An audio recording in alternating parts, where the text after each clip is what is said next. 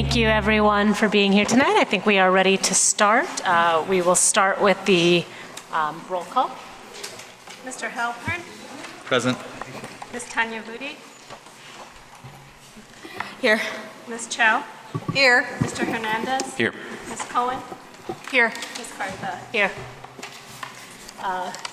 Anya, if we can do the approval of the agenda.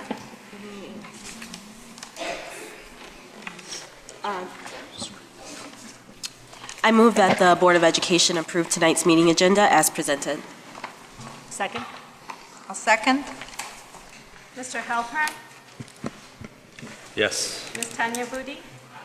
Yes. Ms. Chow. Yes. Mr. Hernandez. Yes. Ms. Cohen.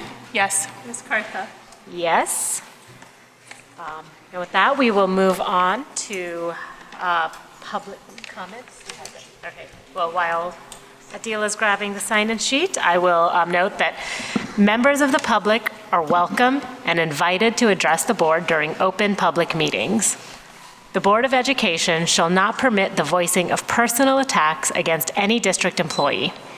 Each individual is allowed a maximum of 3 minutes to address the board. Please be sure to state your name when you come up, and we'll give Adila just a minute to get the list, and then we will get started.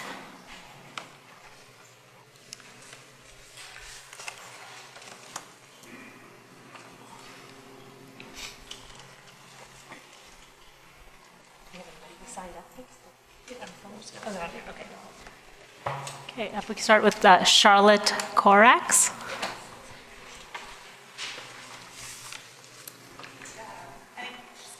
If you can speak into the microphone, please, and state your name.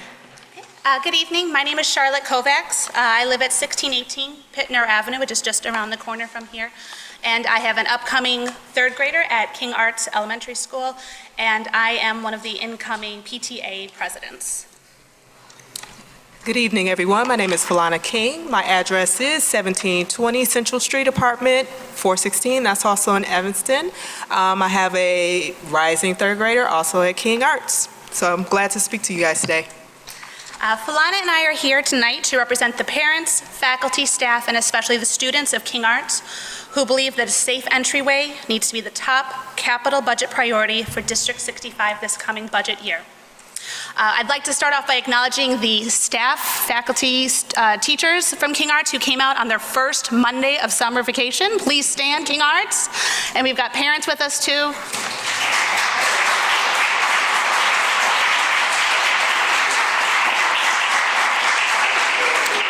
We'd like to thank the school board for their continued support of the innovative programming that comes out of King Arts, as well as for slating King Arts for the first round of safe entryways for the post-referendum budget.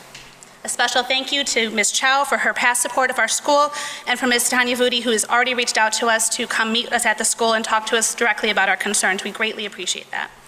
We also very much want to thank the Finance Committee who listened to our representatives last week at their finance meeting. We appreciated the time you gave our concerns, your thoughtful questions, and genuine concerns for the recent events that have happened at King Arts were deeply appreciated by all. I cannot tell you how much it means to us that you have acknowledged that our lack of a safe entryway is a justifiable concern, not just for our school, but for the entire district. King Arts is an amazing community. We have an award-winning arts department and gym program, ensuring that we are raising well-rounded students. We have caring and dedicated teachers and support staff on every level, and the most inspiring leadership in Dr. Brown and Ms. Edens. On top of all that, we are K through 8, and we cover every corner of District 65. I could not be prouder of the unique educational experience my child is receiving.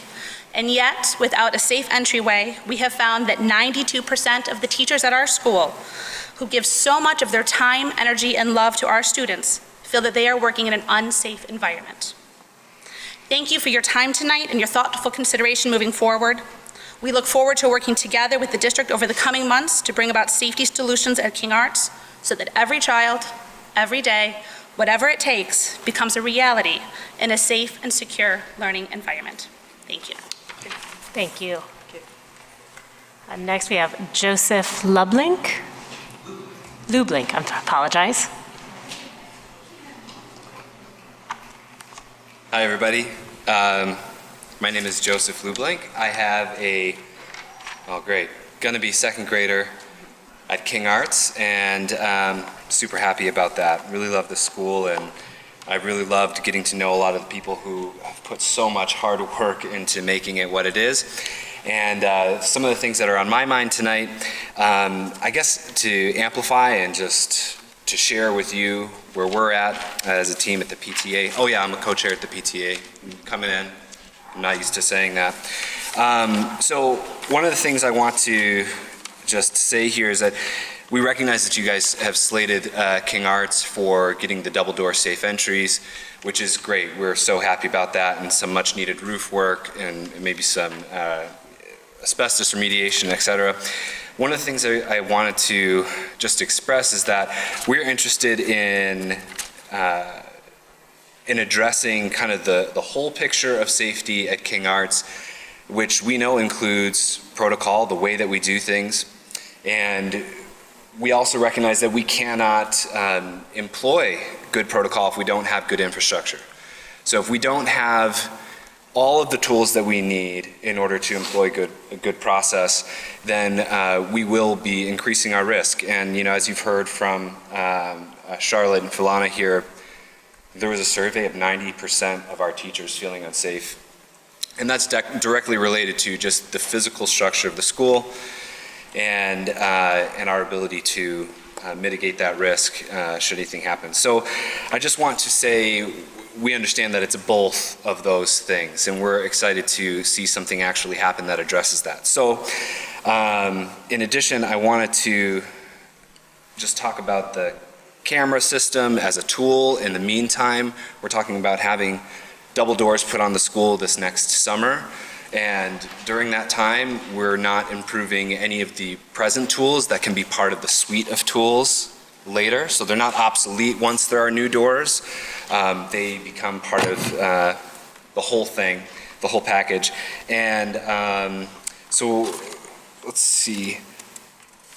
I guess I wanted to just say also, as the PTA, that we're really excited to work to meaningfully solve these issues so that our teachers feel a greater sense of security and safety.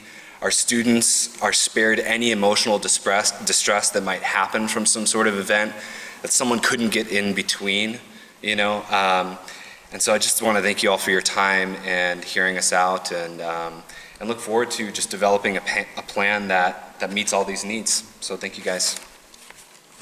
Thank you. Our next speaker will be Janine Martin.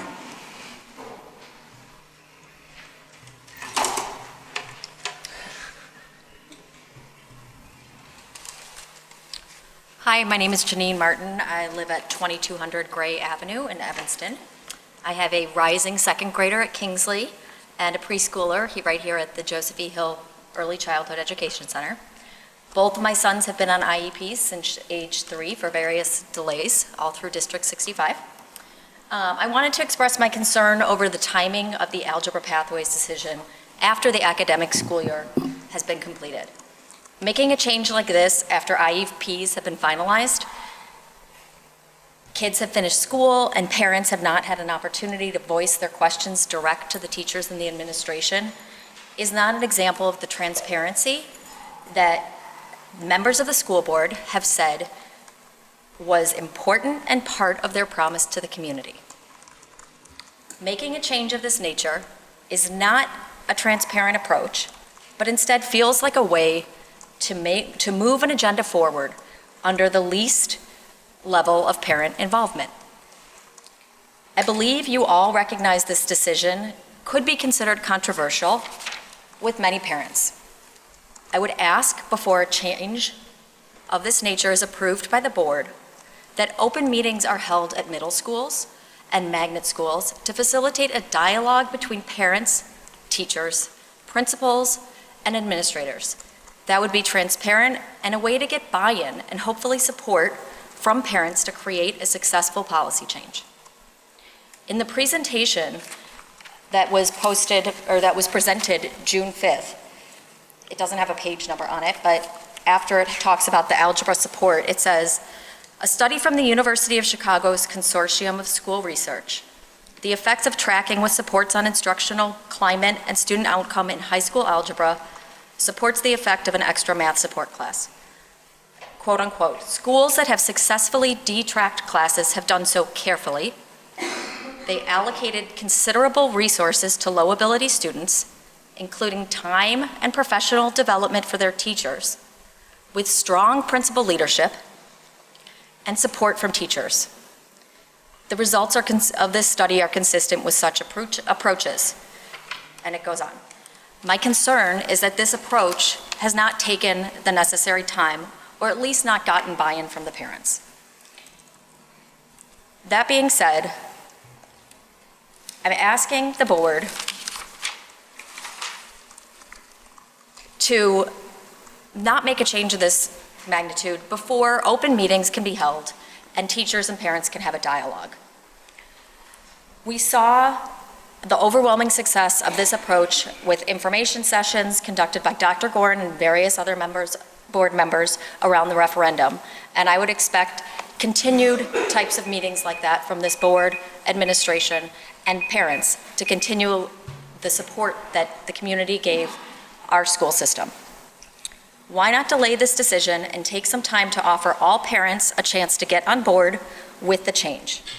Why rush this over the summer if the board truly wants to be transparent? Thank you. Thank you. Our next speaker, Meg Crewley.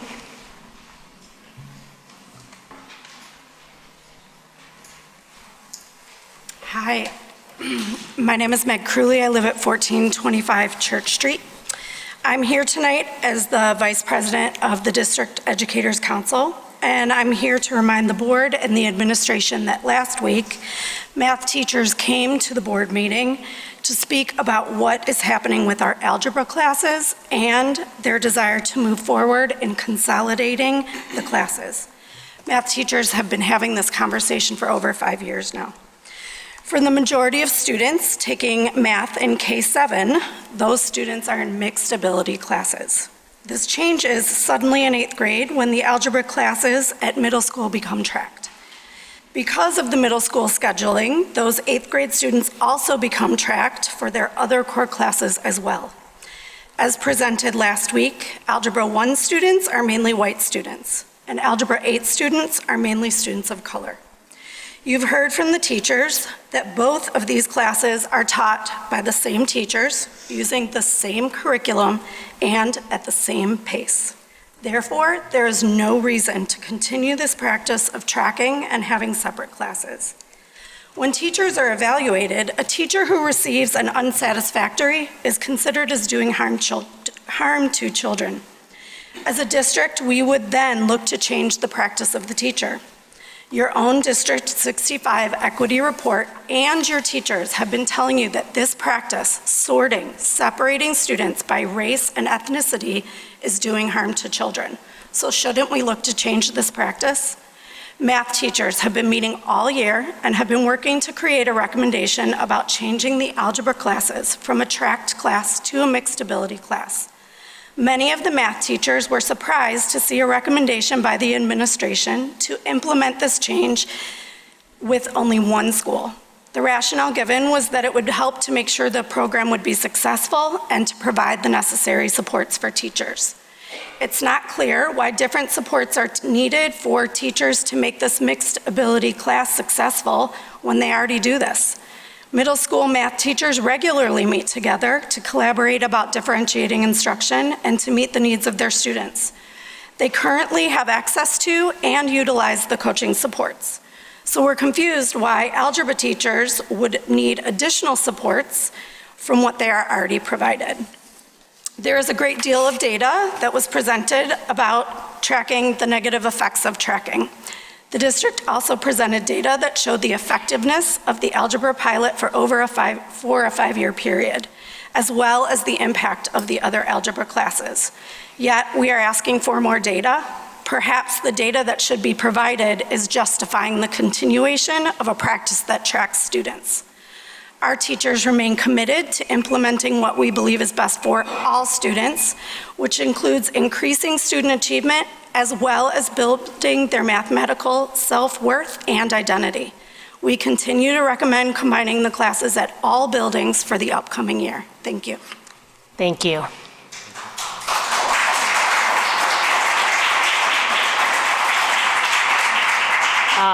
Next, we have Sachin Jananwala.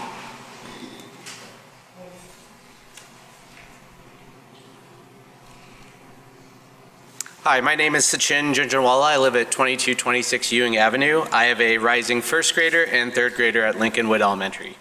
I've also taught mathematics at ETHS for 8 years, although I want to be clear that I'm here to speak as a parent and not represent my district at all. Racism is real in for our citizens of color who experience the oppression each and every day. While I have been afforded significant privileges that I neither earn nor deserve, on some level I can relate. As a child, I grew up in a town in Ohio where I was one of the few people of color, and I endured daily bullying, being called racial epithets that probably can't be said on public television.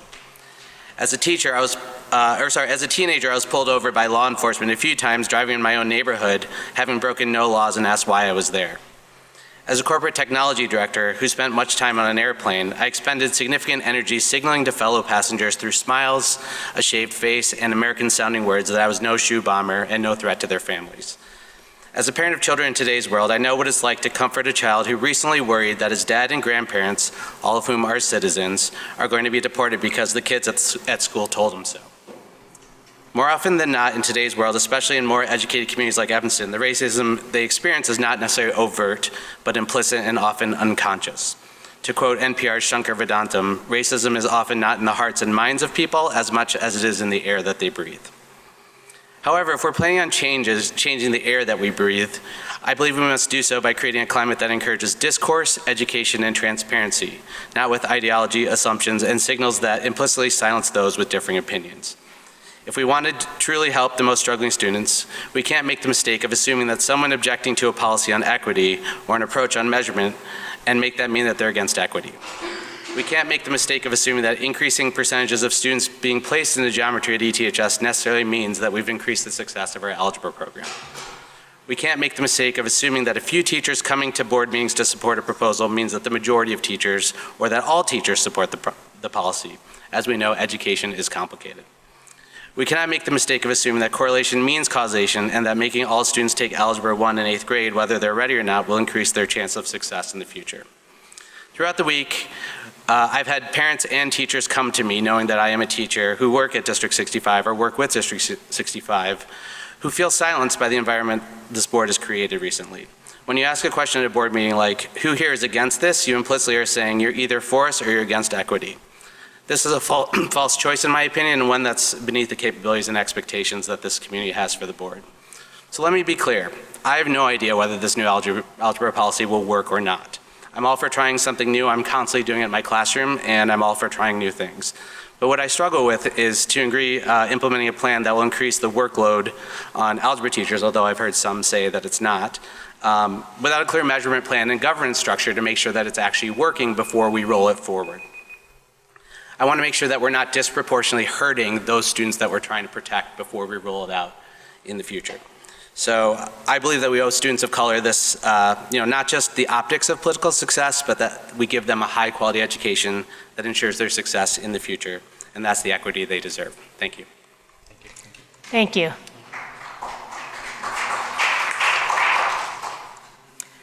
Roger Williams.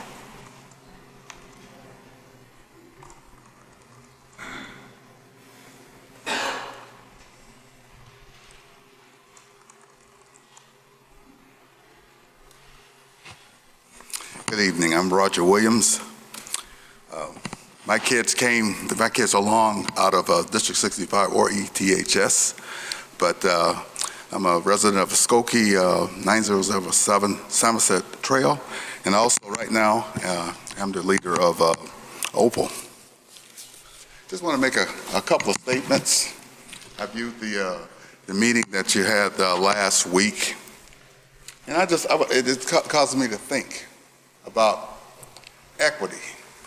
Seems like we've been talking about equity for a long time. Some of you, we go back and talk about equity. We talked about equity, and of course, some of you were saying, well, equity is in this strategic plan. Although I looked and looked and looked and had a difficult time finding it. There was an equity statement which happened last year. This year we had an equity plan. We had equity audits.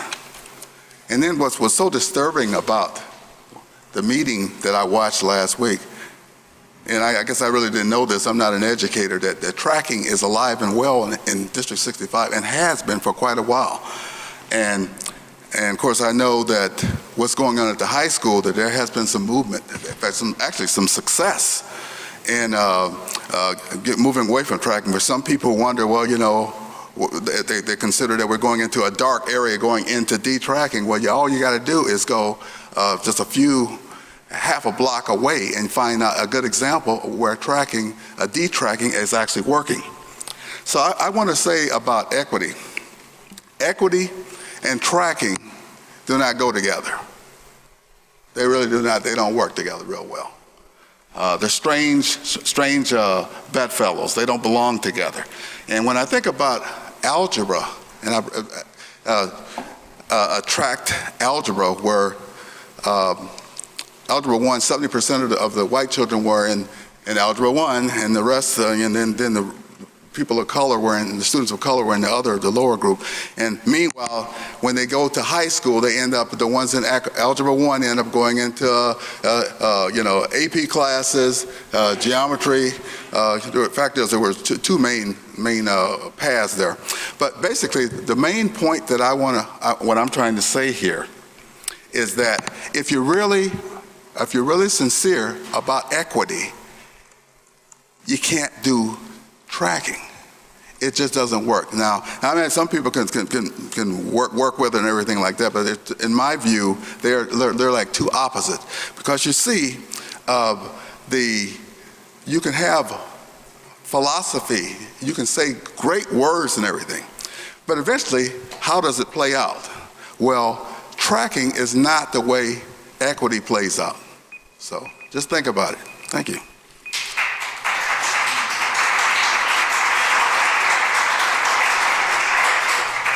Thank you. Kelly Rooney.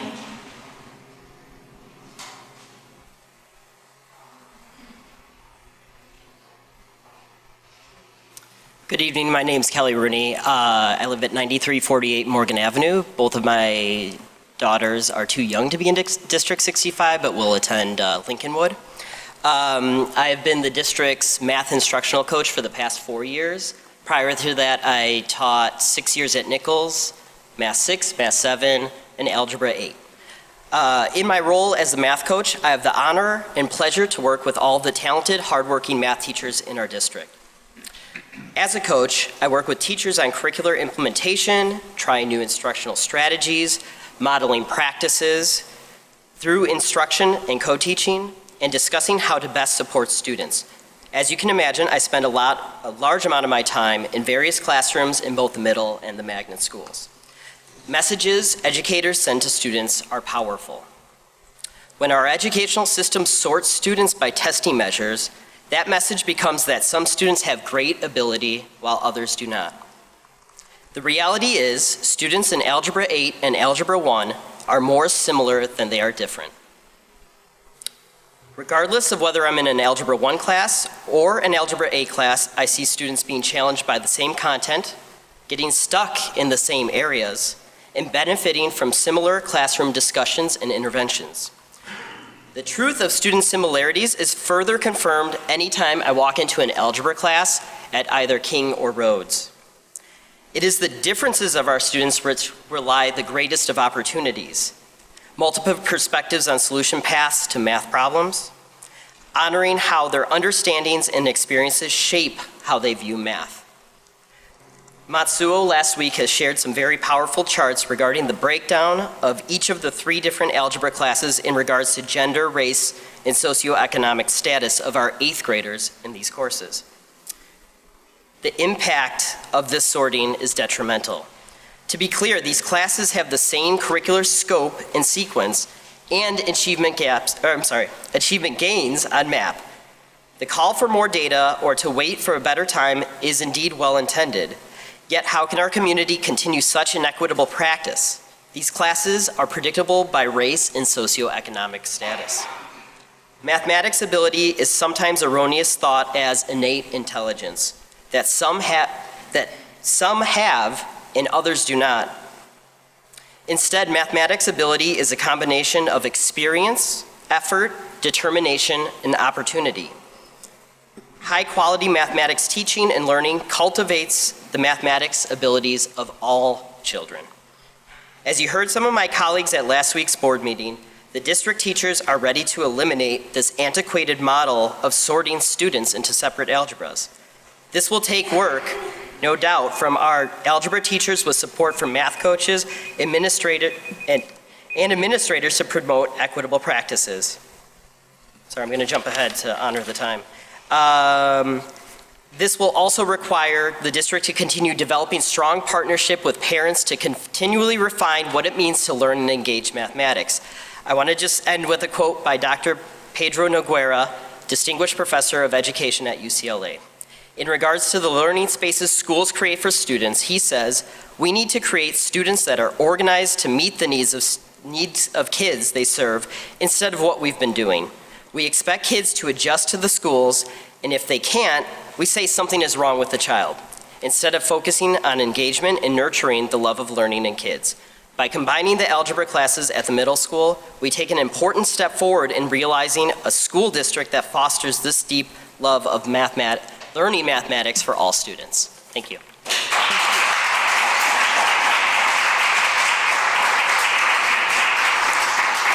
Thank you. Alice Berry?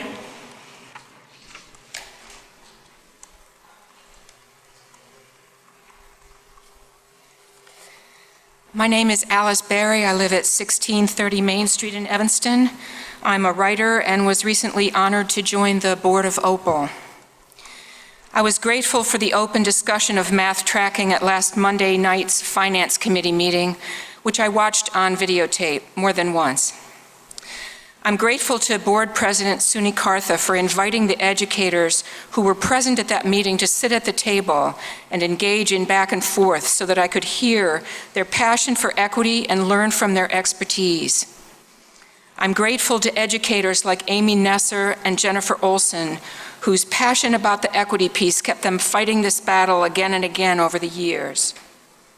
I'm grateful to educator Tiffany Chapman for finding a way with her colleagues around a system they knew was selling some students short, and for asking the question that needed asking, why District 65 has put such strain on 13-year-olds. I think Ms. Chapman said during the meeting she had planned to stay at the back of the room. I'm glad she didn't. I'm grateful to educator Jennifer Dow, I hope I have her name right, for her many insights about the impact on students of labels and mindsets, and for reminding us this is 2017. I'm grateful to Board Vice President Anya Tanyavudi for her stirring case against the tracking that tells some kids they're less capable and other kids that they have nothing more to learn, and some kids who tragically come to hate themselves. I'm grateful to Paula Zielinski of DEC for speaking on behalf of educators who've been wanting to end tracking for a very long time, and for reminding us of the role that teacher support plays in moving pilot programs forward. I'm grateful to board member Joey Halperin for naming the heart of the matter, that District 65 has been providing a separate but equal math experience at algebra. History tells us that actually means separate but unequal. I'm grateful to everyone else who was there, engaging on a topic of vital interest to everyone who cares about the welfare of kids in District 65. Here's what I ask of you tonight. 1, eliminate this math tracking system now, before it damages one more child's self-confidence as a math student or as a person. 2, do it district-wide.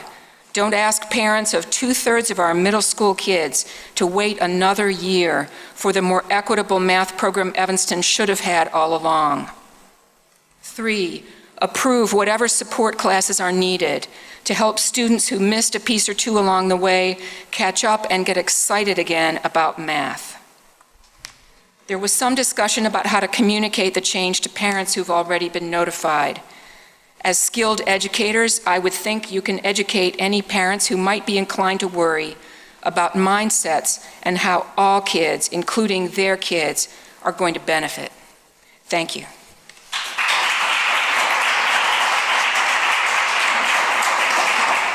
Thank you. Prue Moylan. Prue, you can come on up.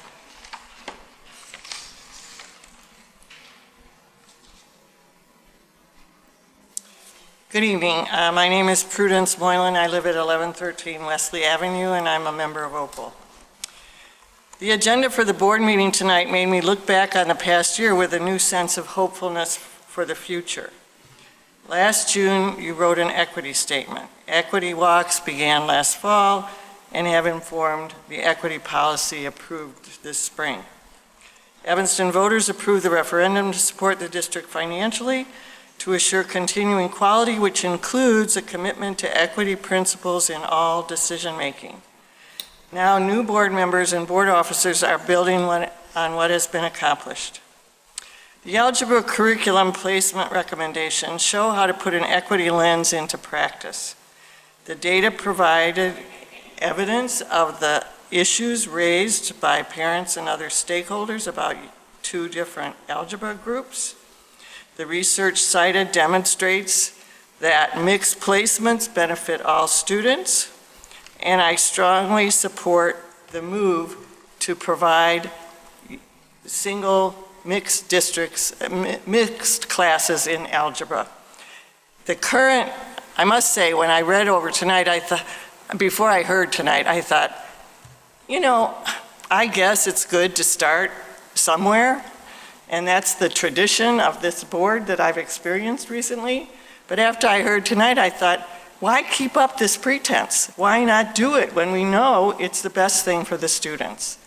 And yes, work with the parents, work with everyone in the community to understand what the teachers know from years of experience.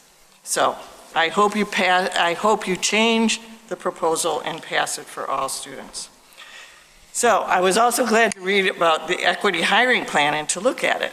And I think the internal efforts to address challenges in hiring practice and to develop new processes to challenge implicit bias in recruiting, reviewing, and interviewing candidates are very encouraging. But I have concerns. How are teachers and the results of the employee survey going to be incorporated in the design and planning when it's already so advanced? Were they at the table? I couldn't see that in the hiring plan. It seems very top-down.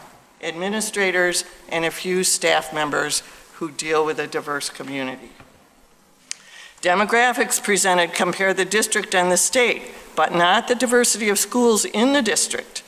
I hope the diversity among our schools is part of the district concern going forward. But finally, the preschool and kindergarten are my main concern. Hiring, curriculum, and pedagogy for the youngest learners needs special focus and attention. Preschool is a unique and complex aspect of education distinct from elementary school and middle school. The current report on Head Start that I read with very little understanding provides no real information on equity in the preschool at any level. So I hope we'll hear more next year of details on what's going on there with an equity lens. My thanks to all the board members, the superintendent, and the district administrators for your work this year. I wish you all a restorative summer break, and I look forward to seeing you in August. Thank you.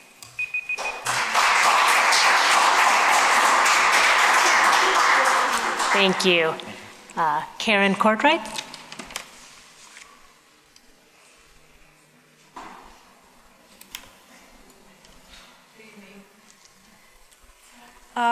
I watched last week's meeting at home. I was not able to come out. It was impressive to see the math teachers so beautifully describe their classroom experiences with children that were reflective of the data that was presented by Mr. Marty. I really just sat there and said, wow. The unity of voice about the importance of the whole child and the deleterious impact of tracking on marginalized student was heartrending. Ms. Nusser taught my children, and I really admired her passion on this topic. So, District Board, It's time for you to do the thing that you've told us you were going to do. Boldly make the right decision for all of our students, and especially make decisions that will not further harm Black and brown children. I have a lot of faith in the innovative thinking, expertise, and dedication of the district staff to smoothly roll out this detracking, and can't imagine a reason not to act boldly based on the data, an abundance of data that show how beneficial the pilot was. There are objections last week, and I fear those speakers may have been protesting too much, as some that I've heard tonight, in not supporting detracking. I don't understand what their agenda could be. I truly don't.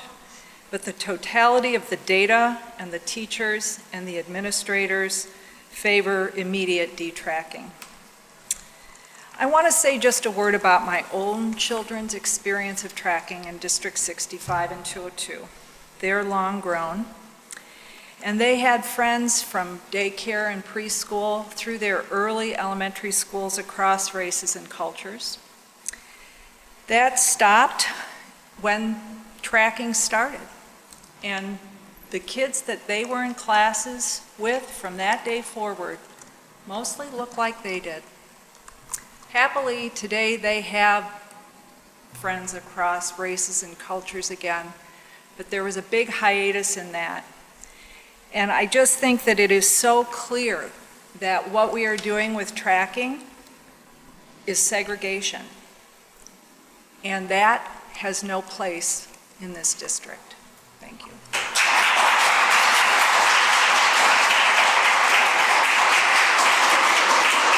Thank you. And finally, we have Sheila Mary.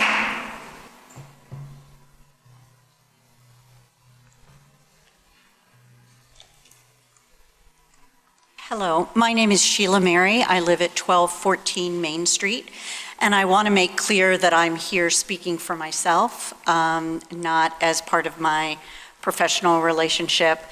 But I just wanted to, and I don't feel like I have a great deal to add to what has been said, but wanted to express my profound appreciation for the work that was done on the report, the careful looking at the impact of what's been happening in the Pathways program, and the profound understanding of the significant impact that it's having for our young people of color.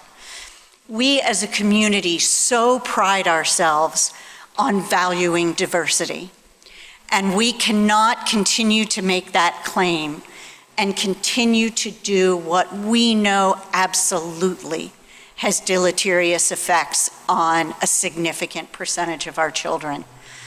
I mean, when we know that tracking has very little positive effect and profound negative effects, we have to respond to that as a community. And I think as District 65 has really worked to embrace issues of diversity, doing Beyond Diversity training and SEED training and all of the work that you have done, it would be so counterproductive not to embrace this obvious opportunity to really look at one profound way that we are systemically undermining a significant percentage of our children. So I just want to strongly thank you for your commitment and strongly encourage you to go forward with detracking our schools. It's not working for our kids. Thank you.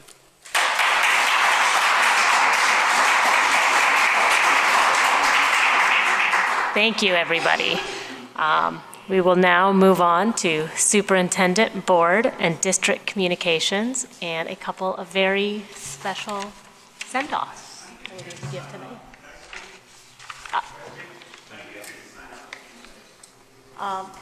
Sure, 3 minutes. Just please state your name. I have 3 kids who've gone through District 65.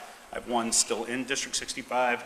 And I just want to make sure we can level set and have an honest conversation, because unless we can have an honest conversation, I don't think we can get to the root cause of the problems. While I appreciate the passion about the impact of tracking versus detracking, As last time, my kids went through the program, K through 7, we don't have tracking in District 65.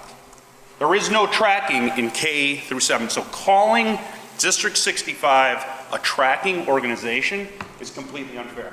That's number one. Number two is ability to execute. It's the other point I want to make. Any way you slice it, while tracking may be unfair and deliver results that are restrictive, addressing the restrictive nature of that track is one way to address the issue. The other point on ability to execute is, why are there outcome gaps in that K through 7 leading into this? Nobody's having that conversation. Nobody's talking about the opportunity cost of addressing this issue and going through a full-scale rollout on this issue rather than addressing the systematic question of why we have such a gap in outcomes in 7th grade. Why are we not having that conversation? Why aren't we asking ourselves, will the district be able to execute on an equitable program at the 8th grade level? As if they were unable to in the 7th grade, or 6th grade, or 5th grade, or 4th grade. Look at the data there. Where's the analysis on the data at those grade levels? Why aren't we asking ourselves that question? We are. No, we're not. We're spending the opportunity cost of the limited budget and rollout on now proposing to address one grade, not the systematic problem. So while we may leave here feeling good about detracking, we will not have achieved the root cause of the problem. And I ask that you consider that in this program in your ability to execute. My daughter spent a year with the math teacher who's no longer with the district. A year. And that teacher's not here. And I ask myself, well, why is that? There's problems in scaling out a program. And unless you can address your ability to achieve those outcomes and those results in K through 7, you're just kidding yourselves. Thank you. Thank you. Okay, now we will continue on. Dr. Gorin? Thank you very much, and thank you for the comments, and we will come back to those comments and others as we head to the agenda. If I may, I'd like to pivot for a moment and just celebrate what is the end of the school year, as this is the last meeting of the 2016-2017 school year. I want to pay a special attention and tip my hat to our teachers, our principals, our support staff, everyone who works here in District 65. It was a tremendous year, and it was a challenging year, but there's been excellent work that's gone on across all 18 schools and program areas, and it's to the credit of our teachers, our educators, our support staff for everything we do in District 65. I also would be remiss if I didn't signal my thanks and appreciation to the community, especially as it relates to the support of the referendum. Again, a tremendous year and a tremendous vote of confidence for our schools, even as we debate tough and challenging issues. Tonight's also sort of sweet bitter, right? This is what I would say, bittersweet, sweet bitter, as we tip our hats and say goodbye to two of our colleagues at the senior staff level who are leaving. I want to first recognize Mary Brown, who's been our chief financial officer here for 12 years, if anybody knows, if you know Mary Brown, you know that she's devoted, she's committed, she's dedicated. She has spent more late nights around this table and around our negotiation tables over the last year and over the last decade plus, doing the work that she cares so deeply about. She's devoted to the children here in District 65, and as she heads towards retirement, we wanted to make sure that we recognized her outstanding work, and with a little help from SUNY, we will give you a little gift of our appreciation for a job well done, and with hopes for the best of all times as you head to the next stages of your journey. So join me in congratulating Mary Brown.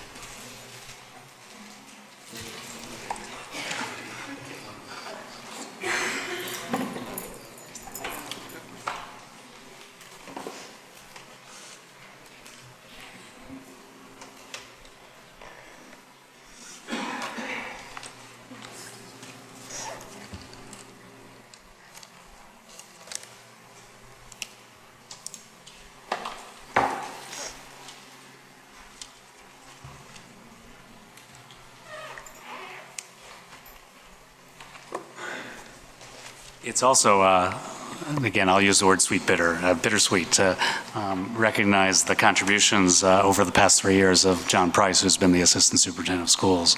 And when I think of John, I think of the focus, the commitment, the deep engagement that he brings to the job in all aspects of running schools, of working with our principals, of being a colleague, of really driving excellence throughout the system.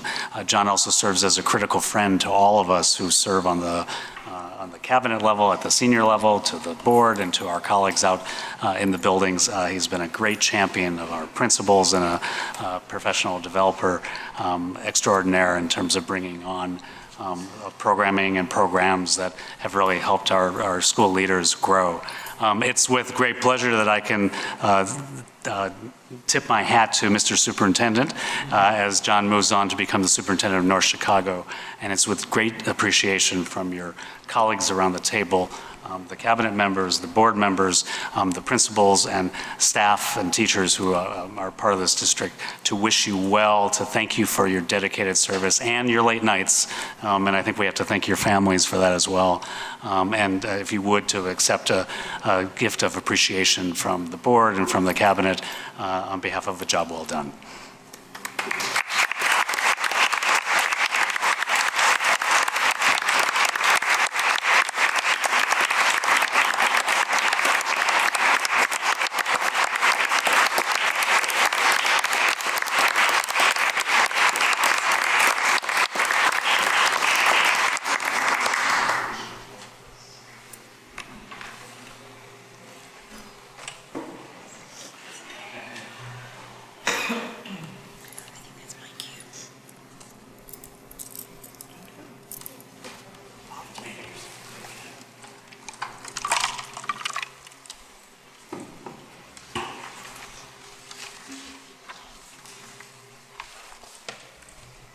It also gives me a great pleasure as the board considers its consent agenda. They will be considering and approving the appointment of our new Chief Financial Officer, Rafael Obafemi, who is joining us from the Mokina School District. He's got extensive experience both in public sector and private sector, in financial management and budget preparation and school district management. Rafael's not here this evening. We'll have another time at a board meeting to introduce Rafael as he joins the school system. I want to announce that as we move forward into this next school year, I've asked Stacy Beardsley to become the Assistant Superintendent of Curriculum and Instruction, and I want to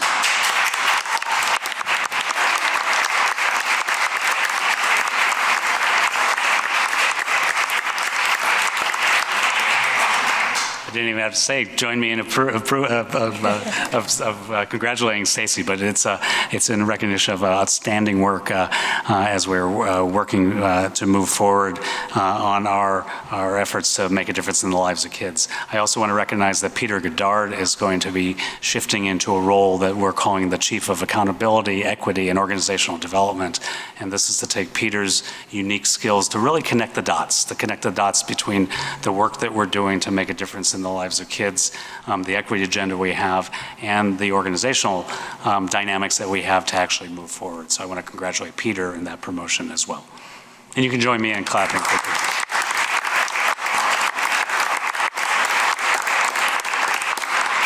That concludes my remarks.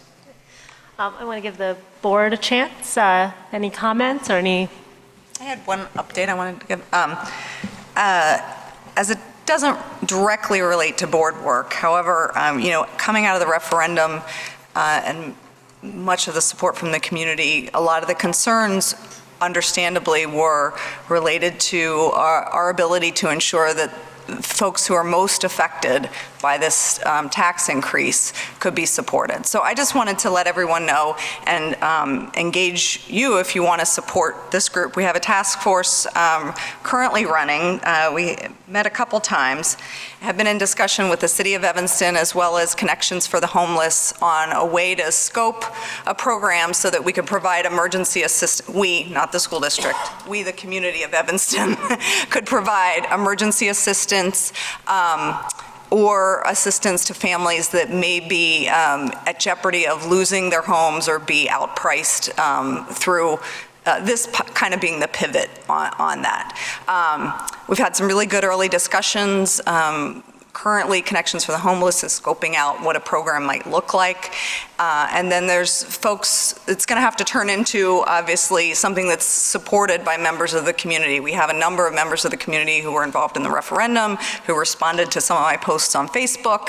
And I just wanted to say, if you're at all interested in kind of working on this effort so that we can make sure the families that we have stay in our district and that we support them the way they need to be supported, that you could contact me and I can channel you in the right direction. And I think we're also looking to kind of leverage some of the systems that were put in place, or the referendum committee put in place around engaging folks to be used around a broader campaign towards affordable housing supports. So it's certainly separate from the district's work, but something I think that's of interest to parents and community members in the district, so wanted to put that out there. And please feel free to contact me if you have interest in pursuing it more. Thank you. Any other board comments? Well, I would like to make a very brief comment about John and Mary. So what first impressed me about both of them when I met them and started working with them is their extreme professionalism and attention to detail.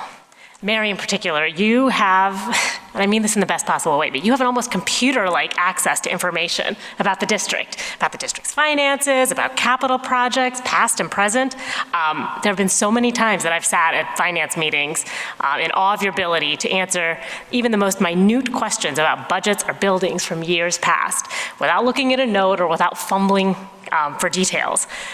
You have an incredible wealth of institutional knowledge about our district that we will most certainly miss. John, when you first joined District 65, Dr. Gorin, at the board's request, gave you the very easy project of revamping our principal evaluation process and helping us better develop strong building leaders. So easy peasy. But you more than took on the challenge, and the impact you made was noticeable after your first year here. You may not always be the most popular person in the room, but that doesn't stop you from doing what you believe is right, based on evidence and your own trained educator's analysis, and I've always admired that about you. I know that your primary focus has always been students and what is best for their school experience. That's true of both of you. When I first met both of you, I think probably the first descriptions that I would have used for both of you would have been professionalism and intelligence. And that's still obviously very true, but now I think the lead would be, when I describe you, is heart. You both approach your work with a true caring for students and a deep commitment to public service. You have passionately served our district for years, for many years in Mary's case, and we are better off for it. So I thank you very much and wish you best in your future endeavors. And for Mary, getting your Monday nights back.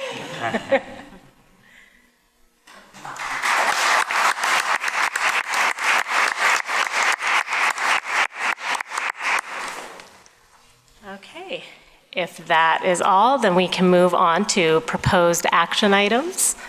Candace, you got the motion? Yes, I do. I move that the Board of Education accept the recommendations outlined in the attached group motion and approve the, I'm going to have to don my glasses, sorry.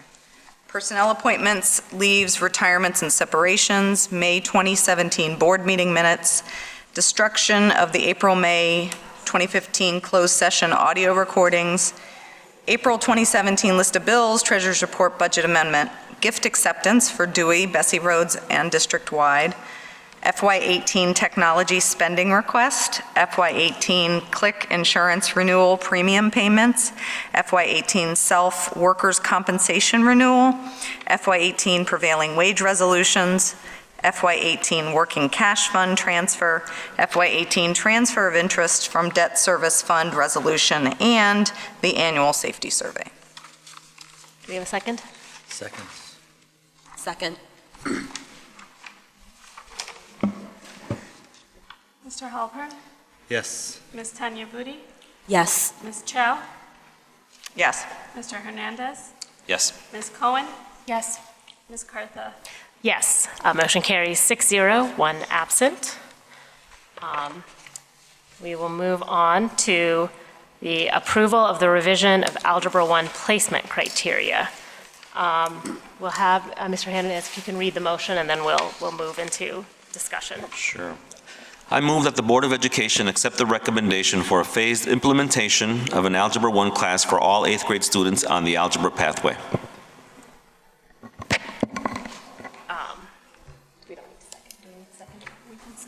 So can somebody give a second, but we're not going to vote on it just yet. Second.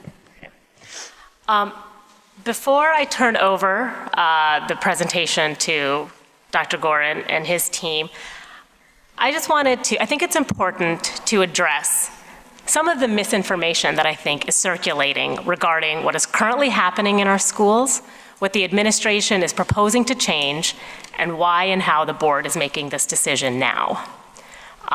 So first, I want to provide some context about what is happening with algebra in our middle schools currently. The creation of a single Algebra for All class in 8th grade was first discussed in public by the board at least 5 years ago. At that time, there were 2 separate algebra classes in 8th grade, which used different textbooks and covered different content at a different pace. In the intervening years, middle school math teachers, motivated by inequities they witnessed in their classrooms, and after the district adopted a single algebra textbook, merged the curriculum in the 2 algebra classes. They now use the same textbook and cover the same content at the same pace. Currently, the only difference in the 2 algebra classes at the middle schools is that they are racially and socioeconomically segregated. This is not the case at the magnet schools, where the merged algebra pilot class has been in place for 5 years. So this context helps answer the question that has been raised about why we are considering a programmatic change for the next school year after this school year has already ended and math placement letters have been sent.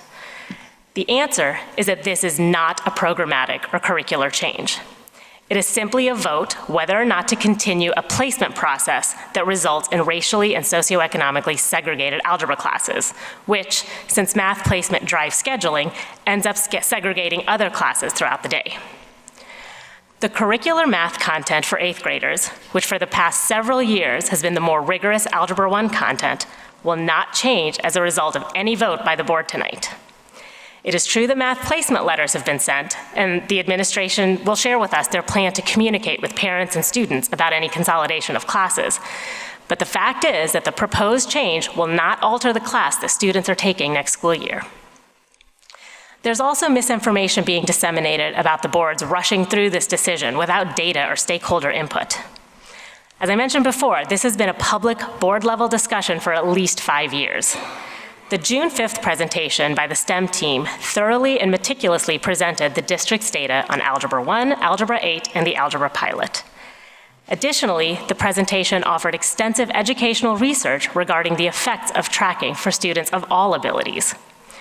On June 5th, and previously, we also listened to stakeholder input from math teachers from every middle school, including teachers who are part of the Algebra for All committee that has been working on this topic all year, and I think for some time before this. The data and testimonials that these teachers shared included student feedback that they have received and their own observations with their trained educator eyes from their classrooms. Additionally, the equity report compiled by our district equity consultant based on numerous interviews and surveys of teachers, parents, and students conducted throughout this school year specifically called out math placement as an area of concern requiring district intervention.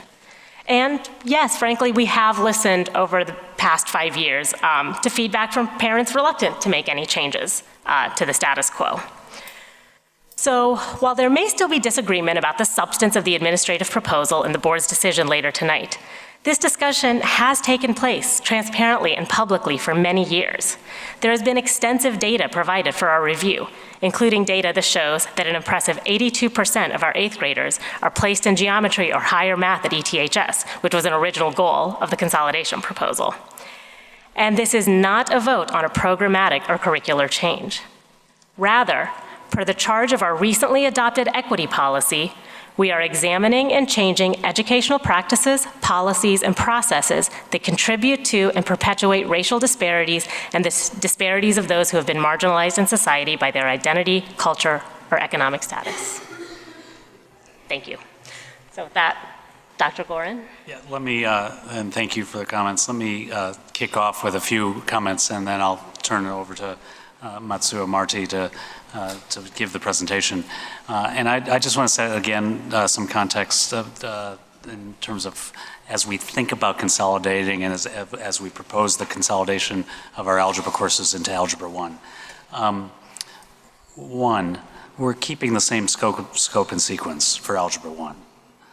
Algebra 1, the scope and sequence, and Algebra 8, the scope and sequence have been the same since the 15-16 school year. The commitment is to maintain the same rigor, approach, and focus of Algebra 1 for all students, our high-achieving students and our striving learners. Offering Algebra 1 with our intent is to offer Algebra 1 with the intent that all students will be successful and that we will have intentional supports to assure success for all of our students. We're proposing this for several reasons. One, we're moving forward to increase access and opportunity for all students to Algebra 1 and not to segregate students by race. Two, we're moving forward based on the expertise of our District 65 teachers and our school leaders and their willingness to make this move successful. We're moving forward, three, based on the support from research that shows the importance of heterogeneous mixability classrooms where high achievers continue to perform at high levels and striving learners show improvements in mixability classrooms. Four, we're moving forward because our data indicate improvement and our research notes that courses like Algebra 1 coupled with intentional supports will lead to students' continued growth. Tonight we will provide, and Matsuo will do this in a minute, an overview of what we're proposing in terms of next steps, criteria for implementation, how we will collect information as we move forward for continuous improvement, and how we will communicate these efforts to parents this summer and into the school year. I believe this is the right way to go. I believe that it's right to provide the same scope and sequence and rigor for all students, to provide supports for striving students, and to provide the same algebra opportunities for all students. I believe we have sufficient information to make this recommendation, and I turn to Matsuo to provide that for us. Thank you. First, I want to thank the Algebra for All Committee, which is made of teachers from our middle school and magnet schools, current and former algebra teachers. I want to thank them for their hard work that was foundational to the information in the memo and the recommendation. Our investigation has focused on identifying the best high-quality algebra curriculum and learning experiences for all students in District 65. Throughout the investigation, we discovered that our current practices of placing 8th grade students in algebra create social, economic, class inequalities and racial segregation. A disproportionate number of students receiving free and reduced lunch, as well as students of color, are not being placed in the district's most advanced algebra course, and instead placing into the lowest tracked algebra course. And while students are successfully completing algebra, a course typically reserved for 9th graders at the majority of high schools across the country, students in the lower track walk away thinking they are less capable than their peers and not good at math. The investigation also highlights the algebra pilot course offers to all students at the magnet schools, regardless of their ability level, showed significant growth for all students. These discoveries are not only isolated to District 65. Research also supports our findings. Ability tracking, a common practice administered at schools across the country, has a negative unintended consequence of perpetuating racial disparities as well as the disparities of those marginalized in society by their economic status. Research also supports our finding that tracking negatively impacts self-identity. In addition, research supports mixed ability courses lead to improved achievement for all students, which is exactly what we see in the algebra pilot course. Through the investigation, We've involved a variety of stakeholders who also strongly support detracking the algebra classes. Principals and teachers spoke of the school-wide impact that algebra tracking has on the entire school schedule, such as creating track classes in other content areas. Lastly, the STEM department believes that our recommendation addresses the May 2017 Board Equity Report finding, noting the detrimental impact of math placement. The equity report findings were derived from over 200 focus groups and included the voices of parents and students. Based on our findings, the STEM department believes that Algebra 1 for all District 65 students provides the best, high-quality algebra curriculum and learning experience that will improve math achievement across all achievement levels, including our district's top performers and striving learners. I will talk about the specifics of the recommendations more in detail later. First, I want to briefly share information about the algebra pathway, the curriculum, and the results in terms of ETHS math placement.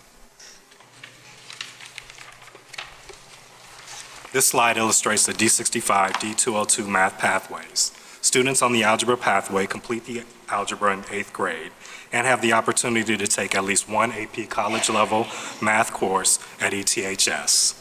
Over 80% of 8th graders complete the algebra pathway.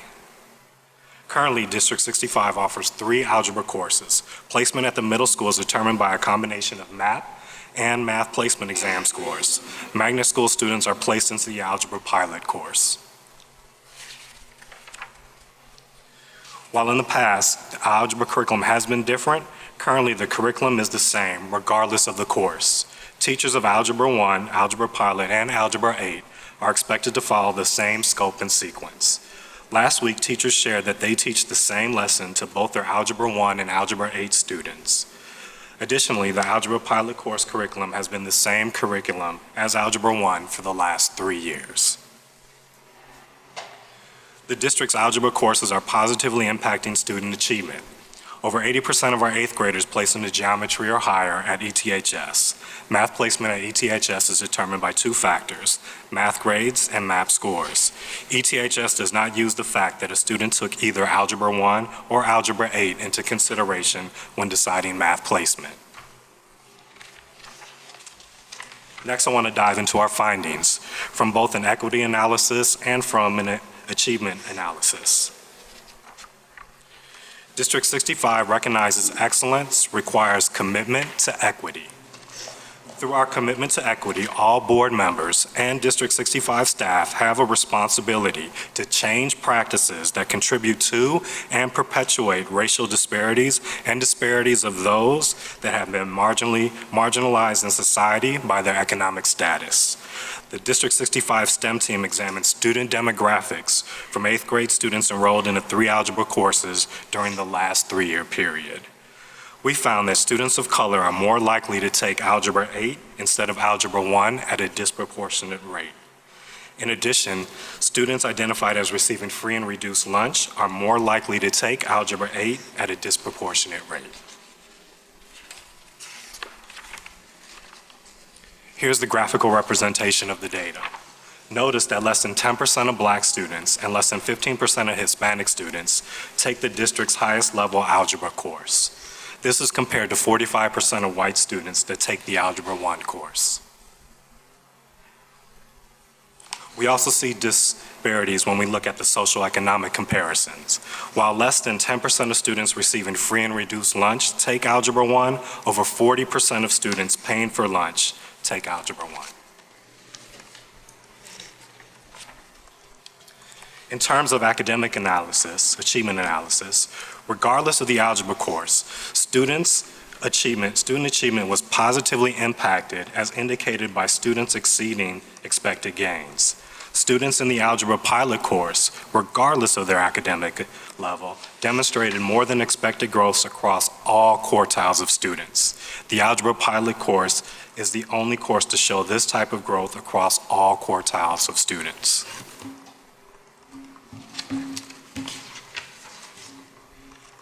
I apologize, this table didn't display.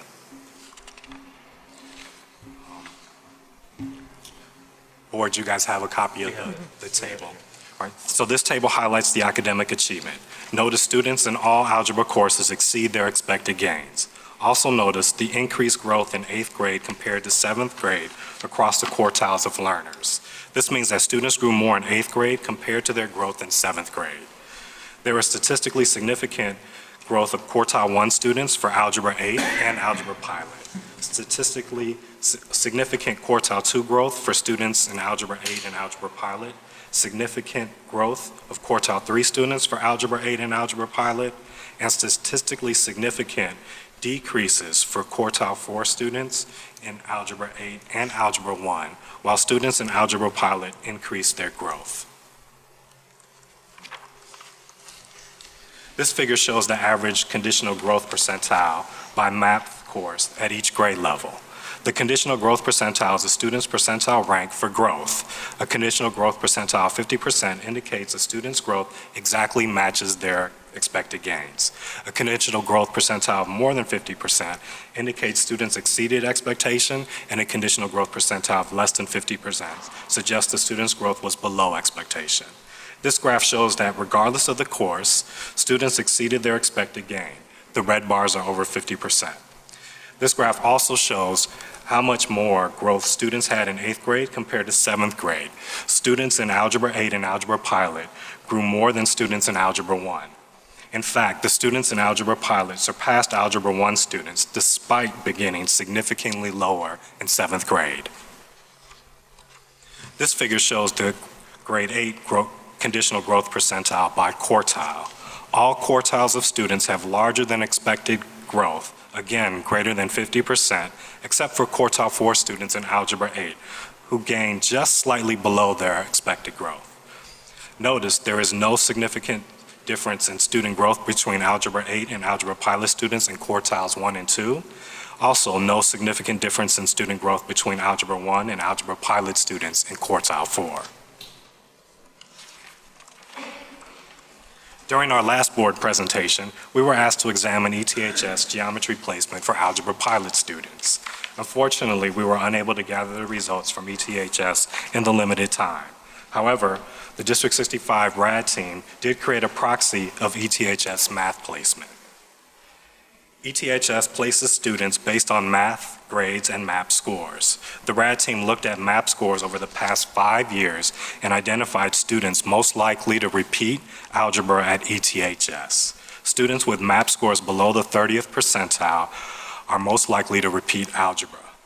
The RAD team determined that a higher percentage of Algebra Pilot students who originally scored below the 30th percentile demonstrated growth and moved above this threshold.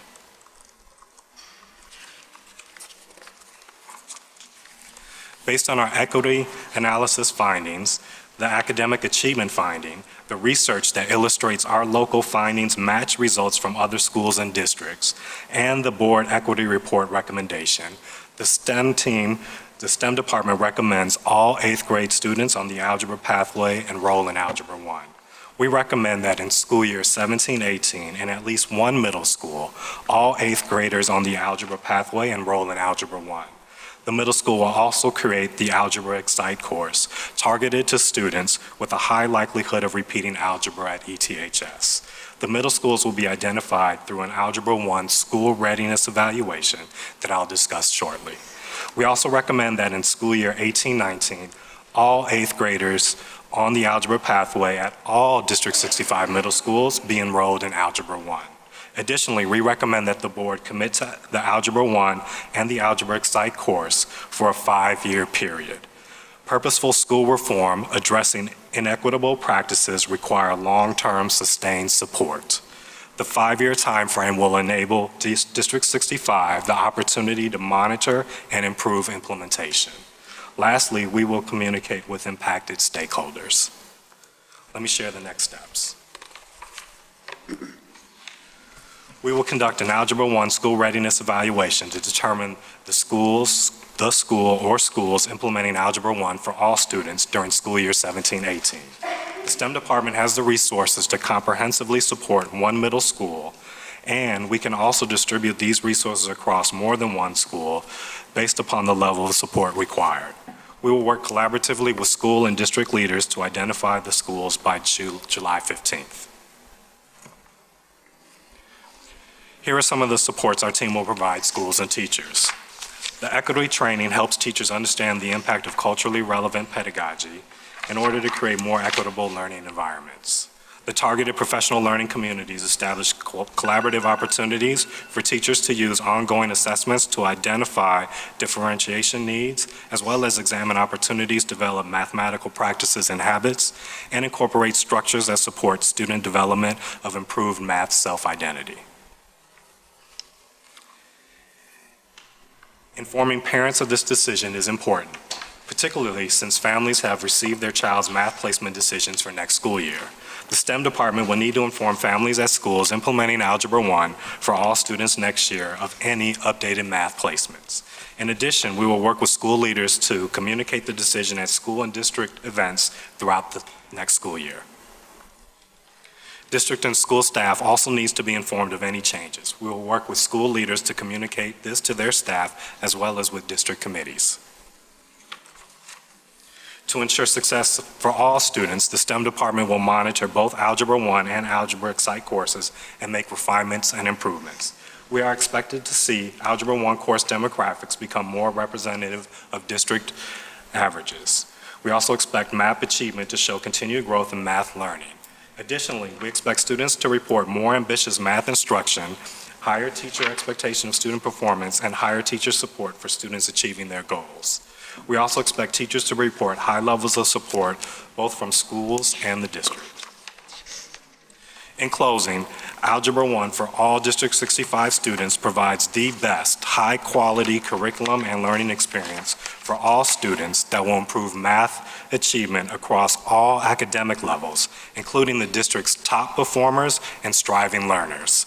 This recommendation, backed by research supported by 5 years of district math achievement data, is strongly supported by district administrators, principals, and teachers. Thank you. Thank you. So with that, we can open it up for discussion or questions for Matsuo or anybody else. I guess I want to first ask, during the presentation, just for consistency's sake, you were referring to the courses as there was a percentage of students that were in the highest level course. Is it the same course or there's a higher level course? The Algebra 1 course. The Algebra 1 course, the higher named course. Yeah, the higher algebra course. Okay. Can I ask a question, just a clarifying question? So, Matsuo, the data in here regarding the placement at ETHS, let's see, I don't have these page numbers, you just went over. The students scoring below the 30th percentile on MAP, so most likely to repeat algebra. I have to say, I'm confused by the data that was in the report and this. So in the report, there was data that basically the decline in the percentage of students in the 30th percentile was larger, the decline in that percentage was larger for Algebra 8 than it was for the Algebra Pilot. Algebra 8 being 7.3%, something like that, and Algebra Pilot 5.6%. Yet here we're showing, so to me, I interpret that as more kids moved out of the 30th percentile in the Algebra Pilot, because the decline and the percentage of kids that were at the 30th percentile or below. So more of those kids in that 30th percentile identified as likely to have to retake algebra moved out of the 30th percentile if they were in Algebra 8 versus the pilot. Yet this data says, then it also had this data which says 28% of algebra students scoring below 30th percentile in grade 7. I'm not sure how grade 7, I don't know which of these is true. They seem to be contradictory to me, and maybe I'm just interpreting it incorrectly. But if I just go by the number of kids, or the percentage that declined, that in the 30th percentile, being that percent of decline being larger for Algebra 8, it looks like 60 more kids, if this were opened up, when it was opened up, 60 more kids would likely have to retake algebra if the pilot would mirror, the pilot performance would be across the mixed level course. But these two sets of data next to each other just seem contradictory to me. So can someone explain that? Yeah. So first we started with the grade 7 MAP performance as their initial placement. So looking at their spring of 7th grade math MAP, identifying students below the 30th percentile. We saw that there were more students in Algebra 8 that were below the 30th percentile compared to the Algebra Pilot course. So initially, the number of students in Algebra 8 that are below the 30th percentile is greater than the number of students that are below the 30th percentile. So just the profile itself was different? Correct. Okay. And from there, the information provided in the memo talks about, in terms of the percent of the whole class, the percent of students that improved and moved above that threshold. But that percentage presented in the memo is the percent of the whole class. What we did is we narrowed the focus to just students in the 30th percentile and below. And so that is where this data, the 28% of Algebra 8 students that were initially in the 30th percentile and below, of that group, 28% of them improved above that threshold. And then for the Algebra Pilot, only focusing on the students in the 30th percentile and below, 32% of that group improved their MAP scores and moved above the threshold. Okay. So then how do I foot that with the reduction data? So is it a true statement? I guess let me try to state it this way, and then I'll shut up, because if I don't understand it, I don't understand it. But is it a true statement to say that in Algebra 8, from 7th grade to end of 8th grade, 7% of students moved out above the 30th percentile? Is that a true statement? Let me just double check. From the report, I guess, yeah, it's not in this. So the data in the report was that 7%, thank you, that 7% in Algebra 8 did move out. The challenge where that data comes in, though, is of the students below the 30th percentile, a larger number of that group, a larger percentage in that group moved out in the Algebra Pilot class than in the Algebra 8 class. Because it's 7% of 26% as opposed to 5% of 17%. That's the 2832. Yep. Okay.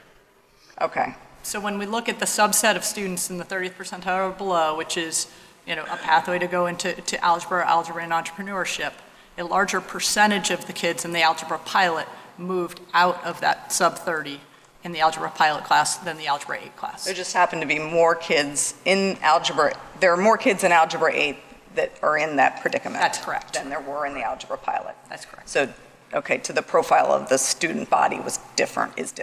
That's correct. Thank you. I've got a couple, so I'll start with one and I'll come back to make sure everybody gets a turn. My first question is,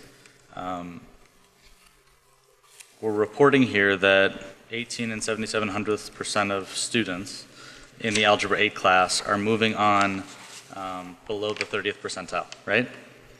So part of this is about creating a more heterogeneous learning space. So if I have a student that's in the Algebra 1 class, one of my questions is, what impact is this student now being put into my child's class going to have on that learning environment? How will that not be pulling down the core of the class? Great question. I think when we look at the data from the Algebra Pilot, which is a mixed ability grouping, which has students across all 4 quartiles, we see growth across all 4 quartiles, including our top performers. And so based on that, based on the data from our pilot, 5 years worth of data, our belief is that we will see similar type of gains across all profiles of learners when we combine all students in Algebra 1. And that was from a 5-year period? Correct. That grid? Follow-up question to that, since you went to that grid. In the Algebra 8 and Algebra 1 part of the grid, where quartile 4 students have increased math map growth from grade 7 to 8, and we've got the red X because they haven't shown the same growth. My question is, don't these students have less room to grow? Isn't that why they didn't make the gains? So there's a couple of thoughts. One, for our Algebra 1 students, there may be, the MAP test really evaluates various strands. One of the strands is an algebra strand. And so when you focus on one strand, when the instruction focuses on one strand, we may not be able to capture growth in other areas because that wasn't necessarily the target of the instructional course. Another premise that we are having is that particularly with our top performers in Algebra 8, we are wondering about the impact of student self-identity. These are top performers that just missed the cutoff of being placed in the Algebra 1 course, who now may be walking away with a self-identity that, oh, I thought I was a great mathematician, but maybe I'm not because I was placed in the Algebra 8 course. And I think from teacher conversations as well, we start to see students, top performers in the Algebra 8 class, start to kind of turn off and feel not as confident in their math skills. And so we are thinking that maybe this is contributing to the decrease in achievement. Thank you. Here's another clarifying question. So I didn't realize this in the packets last week, but then having read the roundtable article, the students who are in Algebra 1, they would probably be in Algebra 1, who are below 8th grade, right? 7th graders, even some 6th graders in our data, it says we have 20% of our students that are accelerated in some way, so it's a group. That was omitted from the analysis entirely, correct? Correct. We only focused our analysis on the impact of 8th grade students. And so we removed 6th and 7th graders in Algebra 1. Those kids will be in these classes, correct? They won't be separately tracked for any reason. Today, they fall, if they're accelerated, they go into algebra. They would still go into, they would be in the same mixed level class. Is that correct? I think that really depends on scheduling, school level scheduling. Well, I don't think there would be any option other than being in the mixed level class, if that's what it is. Today, they're in algebra, they would be put in Algebra 1, right? Currently, they are in algebra. However, at schools have programmed them into a 7th grade Algebra 1 class. So based on school level master schedules, I see. There may not be opportunities or the ability to have a 7th grader that's on a 7th grade schedule, for example, go to an 8th grade algebra class if the schedules don't align. And that's really a school level decision, and we don't want to necessarily take that decision away from our school leaders. Okay, all right. That wasn't I just wanted to understand why, because I know in my personal experience, they were in the students that I know of were in the 8th grade classes mixed in, and so they would experience the same thing. So I didn't understand why they would be precluded from the analysis. Thanks. So that would likely be a lot of students who are scoring at the very highest of the 4th quartile, right? Potentially. I mean, they scored well enough to show that they could be accelerated in an advanced math. Thanks.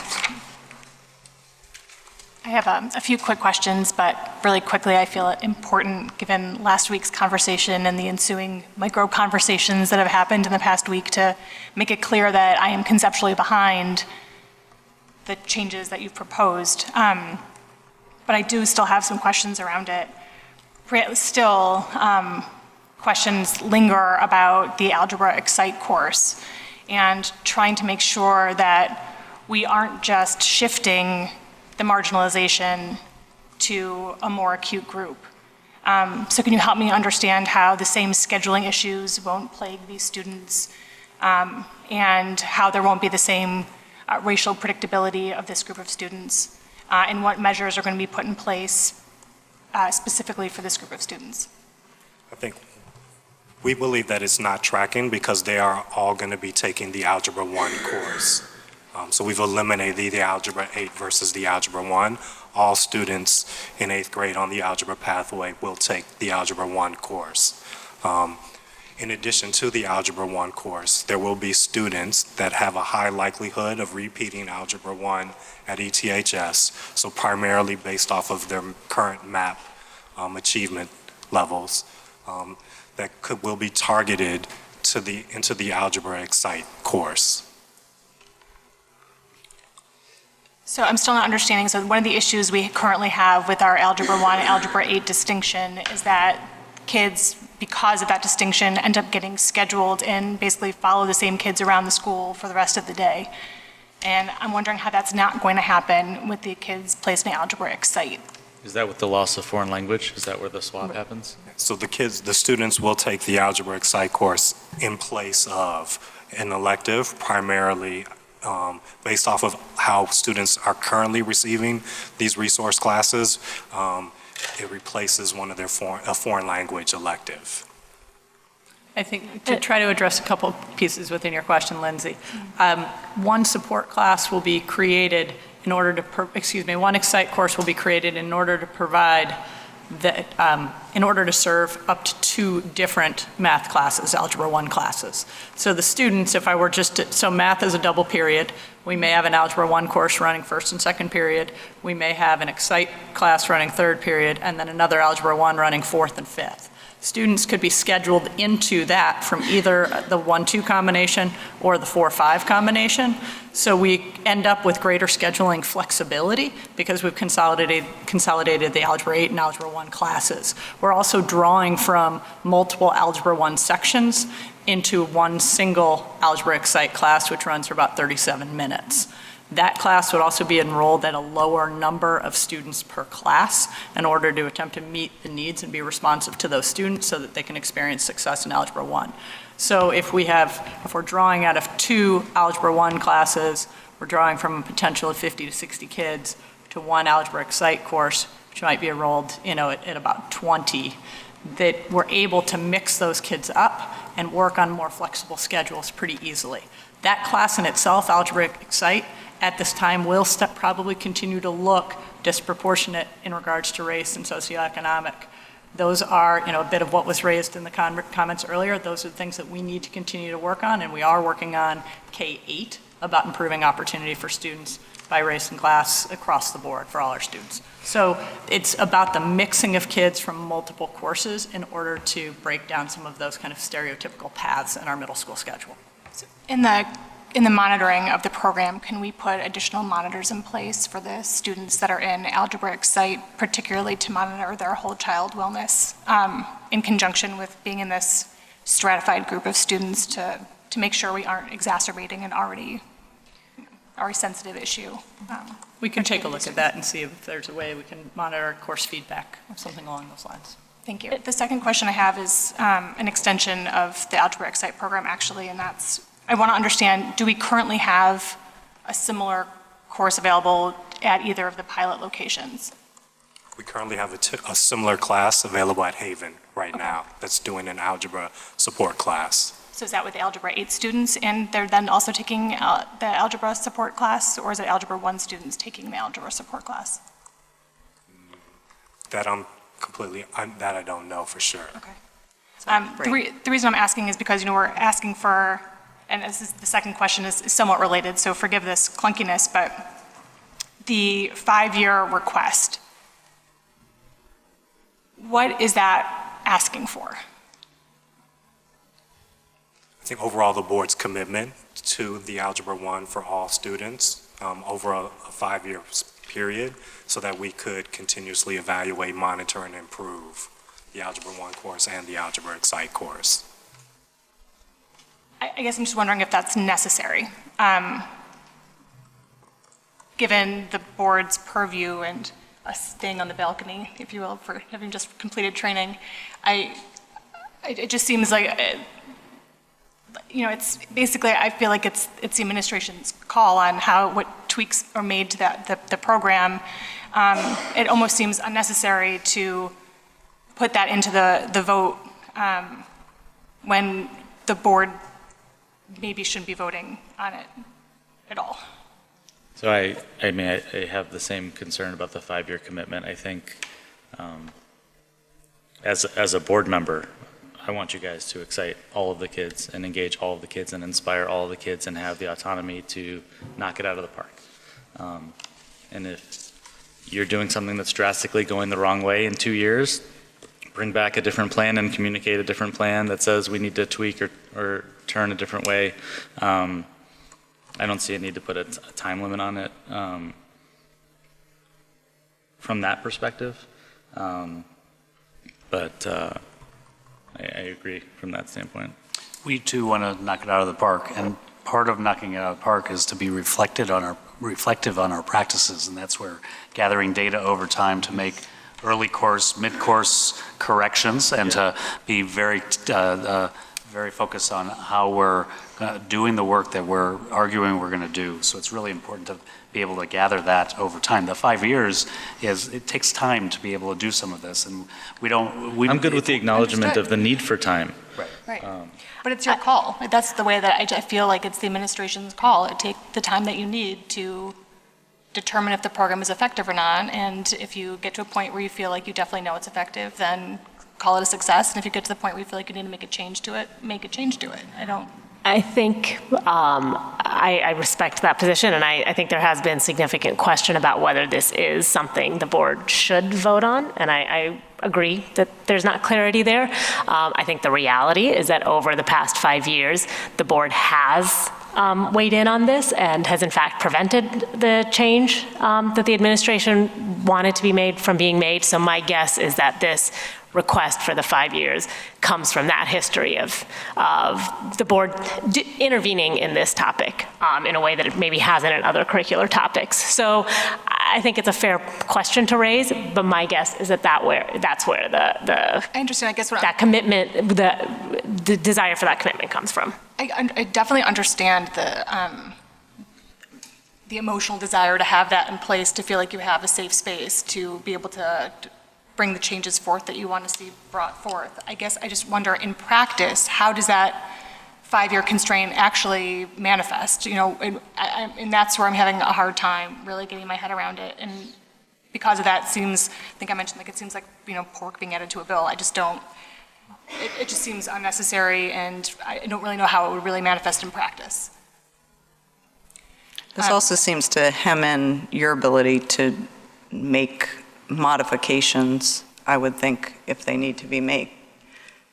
So I think so there are a couple pieces. We are 100% committed to working hard at this, making this work well, and making this work well for all students. And we're extremely committed to continuously improving, looking at the data that we've talked about, continuing to strengthen the course, identify places where we need to change or get stronger. I think the 5-year ask was really about signaling a commitment to staying the course, to making this work, and to sending a message to teachers and students that this is going to work and we're going to do this well, and we're going to keep cycling through continuous improvement so that this works well for all kids. So I think it was messaging a commitment.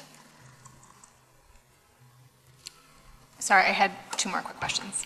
And one of them stems, it's based on last week's conversation as well, and just in general, my thoughts on standardized testing and all. But I'd really love to see more outcomes data in the future as part of the monitoring of this program. Maybe I'm radical for thinking that the only purpose 8th grade serves is to prepare kids for 9th grade.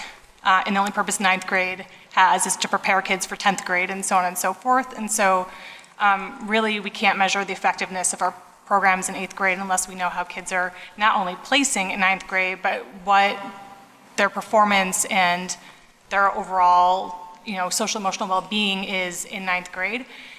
So I think it would be incredibly important to add that to the monitoring plan of this program, and to be honest, all other programs that we have. I'd love to see greater integration with the high school in developing these programs and in making sure that there's a continuum of education, that it's not a blind handoff that we're making in 8th grade to 9th grade. And the last point I wanted to make, again, for discussing monitoring the performance of this, is that if we're talking about equity, and maybe this is my first chance to make a bold statement, is that I think we need to be measuring the data broken out by race across the board, not just the inputs into the equation, but also the outcomes of the equation. So if we are able to make sure that we are actually making a significant both academic and social emotional impact for students of color, I think that would be incredibly important to make sure that we're consistently monitoring. And I'd like to echo what Lindsay's saying in regards to how we disaggregate, right? And for me, of course, is the issues, are ensuring that our English learners, when in 8th grade, are getting the proper supports that are culturally and linguistically relevant and supportive of them. As well as there was a concern raised about kids with IEPs. How are we, how are we as a district going to honor their IEPs, and then also at the same time, ensure that they are, receiving, the highest quality and getting the highest expectations, right? I think historically, right, not only in Evanston but across school systems across this country, there's been this seed of mediocrity, right, that has been planted for generations. I can tell you, I'll tell you the story of my dad, who came to the States when he was a teenager. And he had high aspirations. He wanted to be a doctor. He came from a middle-class family in Mexico, and talked to his counselor, and he's like, what do I got to do to get to college? He's like, you don't have to go to college. You're Mexican. Why don't you go get into, being a car mechanic? In my experience, when I got to my geometry class at a high school in CPS, my first day, I had a teacher first day tell us, really easy to pass my class. All you have to do is shut up and be quiet, and I'll give you a D and you'll pass the class. This is something that has gone on for, and as a teacher, I've seen my students, I've taught mainly the primary grades. And like the gentleman earlier said, this strategy, this strategy is just one piece, right? We really need to go back to preschool and to the very outset of a child's journey, academic journey in our school system.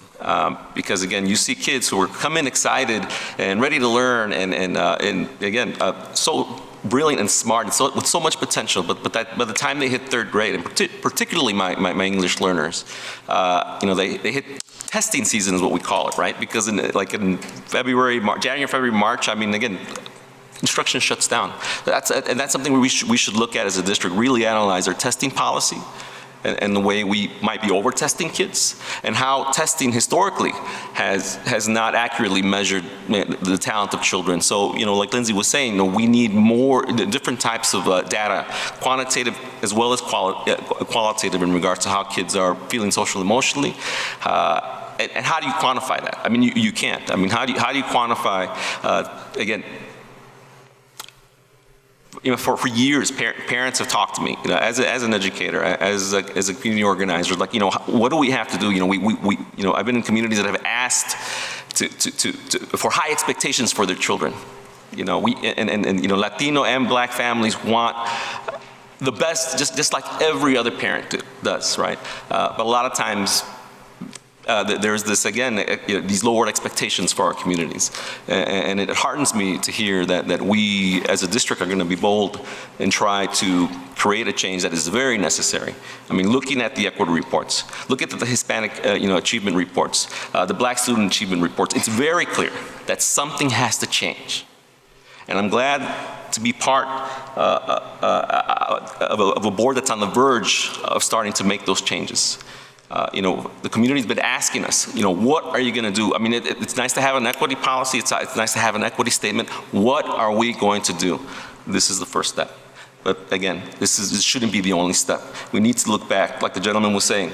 Let's go back to 7th, 5th, 6th, 4th, all the way down to pre-K, and find strategies that are going to help all students and that have high expectations for everybody, and the required supports that they need to get ahead in life. Thank you. Oh, go ahead. So, my apologies, I have a cold, so hopefully you all can hear me. I have a statement and I had some comments. I wanted to talk a little bit about the connection between this decision and this discussion, and the information and the data that Dr. Sean Reardon shared with us in the month of May. Dr. Reardon shared data with us in May indicating essentially that we have the most significant racial gap in opportunity to achieve in the nation.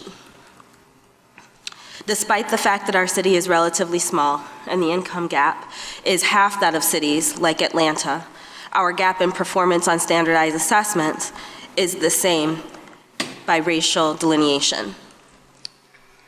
Our white students are performing in the 100th percentile on standardized tests, which is an indicator that they are performing better than every other student in the nation. What does that tell us? It tells us that we know how to provide educational opportunity as a district and as individual families in this community. All the while, our Black and brown students are performing slightly below the national average. How is this? Dr. Reardon and many other educational researchers, such as Richard Rothstein, have made some things clear. Standardized assessments are a measure of access to knowledge, not aptitude or value of personhood. The gaps in access to achieve are created early in our lives and maintain if institutions ignore their existence. And 3, in order to address this glaring gap, we need to be clear that public education is a public trust that belongs to all of us. We need to broaden our scope and definition of good and success. We need a paradigm shift to see our schools and our education system as good when it provides opportunity and access to learning for every child. That when we win as a district, as a school, and as a family, we will win together. Reardon suggests that this shift in mindset is essential to disrupt the nature of opportunity hoarding. That is the pursuit and acquiring of opportunities for one's individual child without regard to the impact of those pursuits on the larger population. How do we ensure opportunities for every child? How do we ensure that all children have the most that our institution has to offer towards giving them access to learn and achieve to their full aptitude? When our institution grows its capacity to provide equitable learning opportunities, we won't need to fight for opportunities for our individual child and family. We'll fight for the maintenance and persistent development of our institution, and we will win together.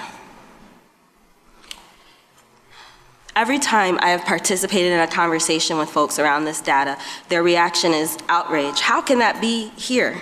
We are a city that cares about one another. We are engaged and we seek connection. And I say, we are. And for that reason, the next question is, what are we going to do? My answer to myself and to all of us is we get to work, one step at a time. This adjustment, in my opinion, is one of those steps. This adjustment of what we are telling students by segregating them by race in 8th grade math is a perfect example of what we do. This corrective shift is to eliminate a delineation that is harming students and is unnecessary academically. That is supported by stakeholders across the board, teachers, community members, students, members of this board. This is a perfect example of how we shift our lens to succeeding together. This is equity. We should expect this institution to be skillful at educating every child where they are. In fact, our teachers are doing just that right now. When this pilot began, children were receiving different instructions. Since we've purchased new curriculum materials, they are not. For that reason, I believe that this is equity in action. So with that, I just want to say that I agree that it remains a question whether or not our board should necessarily should have to vote on this question, whether it should be a discussion item or an action item. But the fact that it historically has been an action item, I agree with the fact that we are discussing and voting on it today. I I think that it's important that, because we are voting on it, that we also talk about how we monitor it. And I appreciate a lot of the comments that have been made thus far. I would also, I wanted to, one comment that I agree with continuing to look for additional data in terms of how the Algebra Excite class is impacting students, both academically and social and emotionally. And at my first glimpse at it, I would also argue that that class is the definition of equity. We are setting a high standard for all students, and we're also giving some students that need support in being successful in meeting that standard exactly what they need in a format that they need it, and that is the definition of equity. I would also say that I agree with the fact that we need to start looking at this early, and we need to continue that, let this conversation be a model for additional conversations, and how we look for how to ensure everyone's getting the access and supports that they need to acquire math so that everyone is ready in years to come, that everyone is ready for Algebra 1 at the same time. So those are my comments. Thank you. One more quick thing, actually, and that's, it's related to this, but I feel like this week has been a particularly frustrating week because I feel like this has been a really divisive issue and it doesn't need to be. And I feel like the way that it's been presented to the community, where the only opportunities to engage in a conversation has been at these 2 board meetings, I feel like is a really missed opportunity for community building. And I'd ask that going forward, that when there are potentially controversial items, that we can get the community together to realize, to both educate the community and help people see things from a different perspective, and just more fully communicate with all of the different stakeholders in a more, this is an obviously open forum, like people can FOIA it and they can view it online, but it's not really an open environment, and that people can't engage in a two-way conversation. And so I'd like to ask that in the future, issues like this are brought up so that people can actually feel like they're being heard and that their questions are being answered in a more productive conversation. So I will disagree that there have only been 2 meetings of discussions of this. There really have been 5 years of discussion of this, and we have heard from many, many parents on this, including many, many parents who didn't want the change. And in fact, I would argue that's why we are still here 5 years later discussing the same issue.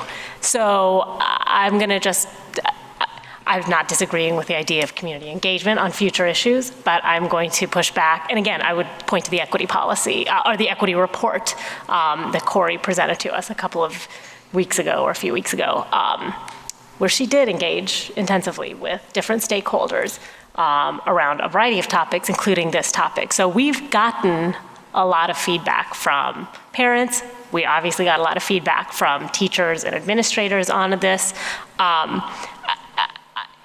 The idea that if we give more time to get more input, I just think I'm not suggesting that we give more time. I'm not suggesting that we delay anything tonight for the sake of additional community input or involvement. I'm talking about moving forward, because I think that there's, this is Evanston. Like, this is not, I'm going to offend someone if I say any other place, but this is, this is a special community. We're not, it's not climate change scientists versus climate change deniers here. Like, this is, we're a progressive community. We can learn from each other. It doesn't have to be 2 different quote unquote factions that are yelling at each other across, 3-minute snippets of conversation. It doesn't have to be like this. And I hope that we can all make steps, in the future of making sure that all voices are heard. And Can I add to that? Just make it so. I wrote some comments down too, because I realize many of us now have been through Beyond Diversity training, and as I reflected on the meeting last week, and still where I am personally, there was a protocol that was provided there. Not everybody here will know it, but kind of where are you in processing something? And I realized, or I think, I am in thinking. I'm in the thinking quadrant still on these things, and there was thinking, feeling, believing, and acting. And I also think that many of the folks in this room are in believing and acting, right? And so I want to call that out because I recognize that some of the things that I'm perceived to say may be objecting, but it's not. It's that I'm thinking through what are the ramifications, the possible consequences. So going back to our equity statement, so that we don't have our treasured diversity to the detriment of Black and brown children. That's where I'm coming from with my comments. That's why I asked for data, because I want to make sure that we don't make a structural change that does impede the success, and we all know that it's not where it needs to be. But to your point, Anya, Dr. Reardon also stated that our Black students perform better than 78% of Black students in the country. And so we are starting someplace where we have, 4/5 of school districts don't perform as well as we do for our Black students. We have a long way to go because we want them to get to that 100th percentile like in the other. So that's where I'm coming from this. So just stated that, I figured my better thing to do would be to write this down so that I could speak well. So I just want to say first, thank you to the teachers and the administrators who presented last week. I think the data that was provided by both our teachers and by Corey in the equity report provide a narrative regarding negative consequences of sorting, and I'll call it sorting based on performance because I think that's what we are doing. We're sorting based on performance, which then aligns racially. It's concerning, and it's something that should be changed. I respect the view that the course is the same for both sections of algebra from a content standpoint, and I actually think we knew that as a board when we approved purchase of the curriculum, so both curriculum was going to be the same because we wanted the content of the courses to be as high quality as possible. We wanted it to be taught in the best manner possible with high quality teachers. These are also monikers of tracking that I don't think we embody here. We don't have lesser content. We don't have lesser teachers. So I just want to state that. And so in principle, I agree with this goal as well. My concerns have really been, as I've said, about affecting the change in a thoughtful way that ensures we mitigate any positive, negative consequences, and that we do engage the community, because I think this is the first real step, as you've pointed it out, or not first, but one of the first real steps on an equity agenda. It's going to get more controversial from here. And if we're setting the right process in place around engagement and bringing the community along here, I think that sets us up for better success over the long term. So that's another reason why I do have some concerns about process and timing. I think that we need to give proper notice, we need to engage, we need to communicate on these changes, and that will garner confidence in us as a board, in us as administration, and in the decisions that we make. Not one of the comments that I've received has been that this is an awful idea, this is bad and we shouldn't do it. It's all been about, I have questions, I'd like more information, I want to understand how this will affect me. And then, oh, by the way, there's a bunch of people who just are not paying attention at this point. And that is the reason why some years ago the board put into place a practice not to make significant changes. It was defined as programmatic changes, and we don't have a definition of that, right? That's part of this issue. But not to make significant changes after year end going into the summer, because people disconnect. And then what happens? You come back in the fall and it's left to the teachers and to the principals, quite frankly, to pick up the slack. And that's a concern I have too. So I would note that when the high school detracted freshman year humanities, there was more than 18 months of public discussion. And that wasn't only discussion about a pilot, but it was discussion about how is this going to be rolled out? What will be the process? How are we going to mitigate consequences? The communications plan that's been laid out by the team, I think, is good. I just wish we would have had it 6 months earlier. And I think we're starting late in the game for this to be the first step of a very formidable, what I hope to be formidable, brave, and bold set of agenda items around equity. Let's see. I am concerned that I'm asked to commit to a change for 5 years when I question too whether we've never taken a vote on the board before that I know of like that.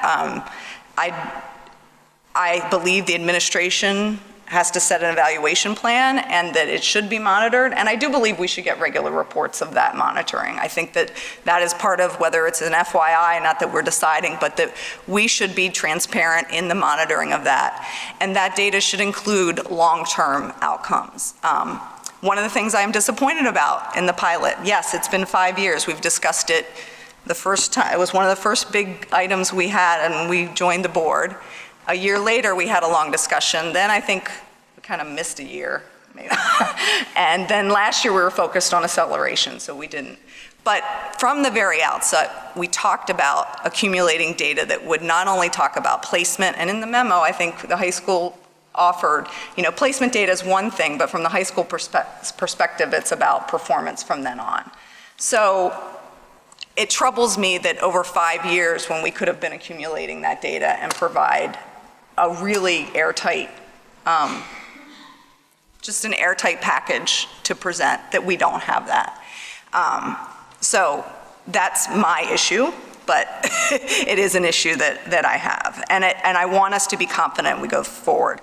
The final thing I would say relates to the conditions for success and our ability to support the change. I have every confidence in the teachers who are teaching Algebra 1 and Algebra 8, teaching the same thing. What I am concerned about is that we will be bringing a broad spectrum of preparedness or opportunity to achieve into a single classroom.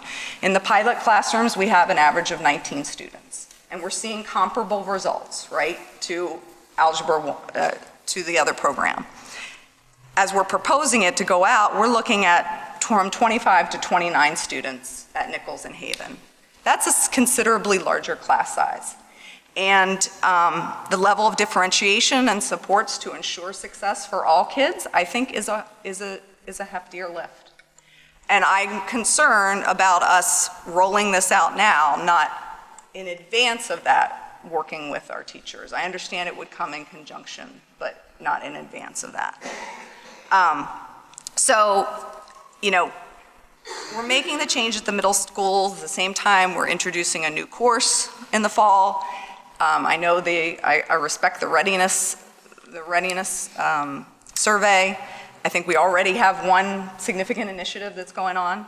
And so my position is not that we don't do this. I am just concerned that I would prefer if we were making a decision this past December or January for implementation, or that we're making a decision for implementation in 18-19. And I know that's not the consensus here, but I do think it's important that everybody is heard and that we know that we're clear that, Suni, to your point earlier on setting up the conversation, I'm not opposing equity. I just want to make sure we do this the very best way we can for all of our kids, and that we continue to have even more kids placing into geometry, and we have even more kids accessing those higher class opportunities at the high school. Because ultimately, it's about improving their lives overall, right? And getting them to fulfill their full potential. So, thanks for listening. Did you want to respond first, or did you have something else to say? It might be different, so go ahead. So there's a lot there, and I want to respond to some of it. In terms of the data requests from 5 years ago, I appreciate the data request about how are students actually doing beyond just placement. I think that is a great goal to get that data. I think this team, the 2 school districts, have been working certainly around literacy. We're learning that finding that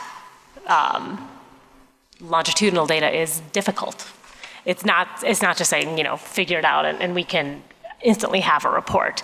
And Peter can speak to this more, but I'm going to guess that follows with the math data as well. So I think that can certainly be a goal, and we can ask for that to be one of the things, part of the collaboration between the 2 districts, is to get both literacy and math data that we can look at over time. But there seems to be a sentiment that that's should be easy and that we should get it now if we ask for it. And I think the reality is that as we have seen again in the discussions when we're talking about the joint literacy goal that the two districts have, is that getting that data over time is not that easy. And so I wouldn't want that to hold up a plan. In terms of the communication to parents, I guess I'm struggling a little bit with why we would need an extra year or an extra 6 months. I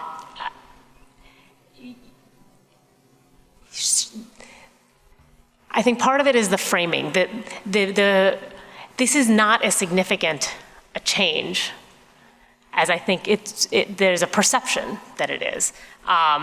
Again, all the kids are taking the same class. This is just removing the labels of the class. And I agree, if we could have done this before the placement letters went out, I don't think anybody would disagree that that would have been preferable. But to say because the placement letters didn't go out, let's delay another year and continue a practice that everything shows us is not beneficial to students, I don't understand why we as professionals can't figure out a way over the summer. And we have a plan of how we're going to communicate over the summer and make sure that people who are checked out now, would have been checked out 6 months ago, whatever the case is to make sure that they understand that they are still going to take, their students are taking the same class they were always going to take. It just is going to have a different name now. And in fact, it's only for the Algebra 8 students, and I guess the Algebra Pilot students, that it's going to have a different name. For the Algebra 1 students, it won't have a different name. So then, I think we have to be honest about which group of families we're concerned about bringing along for the ride, so to speak. And I'm not sure it's fair to say, while we wait for those families to understand the changes and get on board with it, that we ask another set of families and students to suffer. And that to me seems like what we're asking for by asking for a delay in a year. So I struggle, frankly, with, because I don't think in my mind it is as significant as change as people are making it out to be. And I think I had another point, but now I'm not remembering it. So Joey, if you want to. So I agree with both of you, gosh. You know, I'm not hearing anybody ask for a change. I guess what I'm hearing from you, Candace, and correct me if I'm wrong, is consideration with future decisions that we, past board procedure has been to try to not make decisions like this so late, and I can appreciate why with the disengagement factors and things like that. And I think that's a simple thing to ask. I also don't want to contain any change decisions to just a 4-month window either, because I think that's too restrictive. I'm definitely concerned about the class size change. I want to know more about that. I want to know how that's being supported and if the numbers that are in the report, the projected numbers are going to be the reality numbers, and how soon you can tell once you make the change what the reality is going to be. I think the communication plan for families, you know, as my professional hat would tell you that communication plan is all well and good on paper, but you're going to end up talking to families that have concern one at a time. And that's going to be a teacher, that's going to be a principal. And I would want to know how they're going to be supported to make sure that they can give that time and support their families, because families aren't going to come to central office asking questions. They're going to go to the people taking care of their kids asking questions. And if I'm a concerned parent, you know, I think it was Sachin's point, you know, who's against this? I want to know who's against it, because that's the person I want to make sure we get a message to. I want the message to be built for the person who may have the hardest time hearing the explanation. And I know that's not going to happen at open house or at math night. That might just need to be a personal reaching out, making sure that their concerns are heard and noted, and somebody has to follow up on that. Because I'm not just going to raise a concern in August and then walk away from you. Especially when I get my students' map report in the winter and maybe the score went down. And I'm going to blame it on this change, even though it may have nothing to do with this change. I think we need to prepare for those conversations. I also think, you know, we're talking about one, calling it minor, but it's not minor thing in 8th grade. But at some point, we need to find a way to come back to earlier, right? The pre-K to 3 years. And that's a whole other ball of wax. And two final things. One is the data sharing with 202.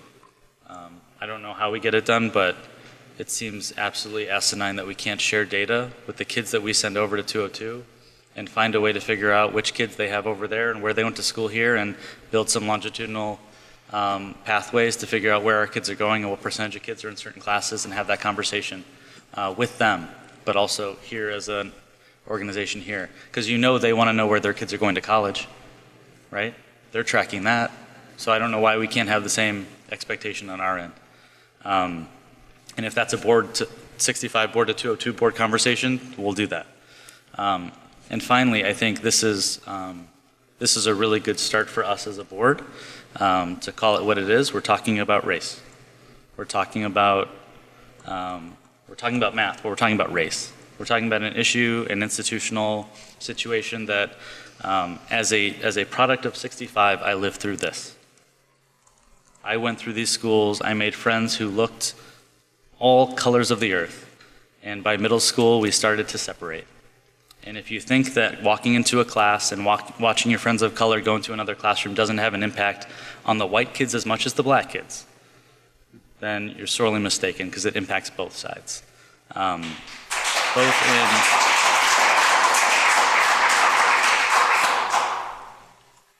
I know that the biases that I walk around with as a white man, and I'm in the feeling and acting quadrant, but I know that the biases that I walk around with as a white man that I've worked through as an adult were built in our schools. Were built at Walker, were built at Chute, were built at 202, where I went and saw the filtering happen before my very eyes. And this is just one very small step to prevent kids from watching their buddies, you know, walk down the hallway and say, why are they over there? Because they have to answer that question in their mind. And it's either because they're smarter or they're not. That's the only answer in an 8th grader's mind, right? Oversimplistic as it might be. And I think this is a really good decision moving forward. I think it will take a lot of work to monitor it and to take care of it. But I think it's a really good start.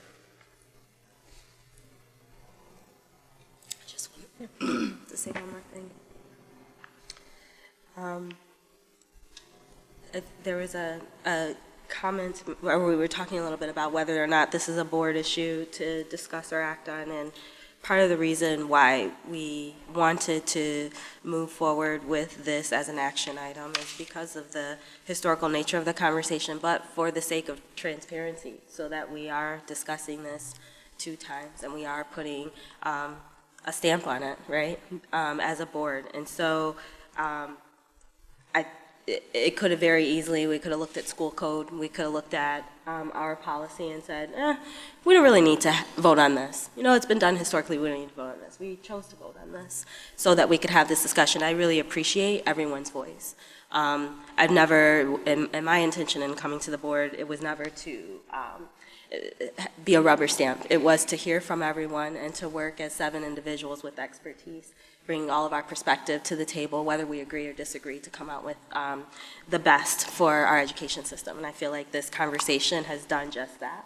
Whether or not it's been contentious or not, I've really appreciated hearing from our community and having the opportunity to be in discussion. And I feel like we were able to have a model for our community how to have a conversation that may be difficult, but to be frank about it and to also seek connection and seek the best solution for everyone. And so I really have appreciated this process for that. And I also want to point out that I think, you know, it's a fair discussion making this decision perceived as late in the year. And I think that we should definitely think about that going forward in terms of our calendar. I would also contend, though, that this conversation is not just about timing. We made other curricular, actually larger, I think, curricular decisions after April 1st this year when we decided about how the fifth planning period was going to look. That's a pretty significant change, which is actually much more significant than changing the scope and sequence of, or because we're not changing the scope and sequence of the math program. And we didn't have as much of a discussion about missing that April 1st timeline. And so I think, we have to be honest with ourselves about the fact that, Joy, I appreciate you calling it out, that this is not just conversation about math, it's a conversation about race. And those can be difficult conversations to have, but we are having it, and I think that we should be proud of ourselves for doing that, and proud of our community for engaging. I also want to remind us that, again, and like Joy pointed out, this is a race issue, right? One district's not going to solve it, right? We can be part of the solution, and in saying that is that, again, we leverage the relationships we have with community partners in order to solve some of these endemic problems that are race-based, right? So looking at our partnerships with Evanston Cradle to Career, YOU, Foundation 65, how can we leverage those relationships to help us with this change and with future changes in regards to addressing some of this inequity that we have in our school district? So again, we have to get away from trying to take care of it all as one school system. We're part of a larger network of institutions that have often worked in isolation, and I really think we need to leverage those partnerships in order to help address some of these issues that we're dealing with in regards to the tracking and detracking, and what can we do to so let's say talk to YOU in regards to, okay, so how are you going to support our students who have been detracked, right? And ensuring that they have they can meet our high expectations as a school district around algebra and math and whatever curriculum that we present to them, right? So in the interest of moving forward and getting prepared to vote on this, I think one thing,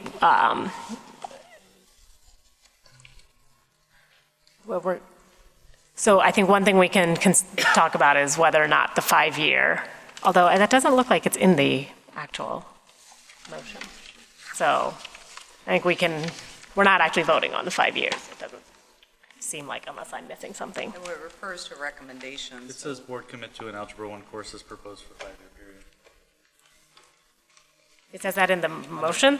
On the recommendation. Oh, in the recommendation. So I think we can discuss whether or not we should remove that 5-year timeline from the recommendation.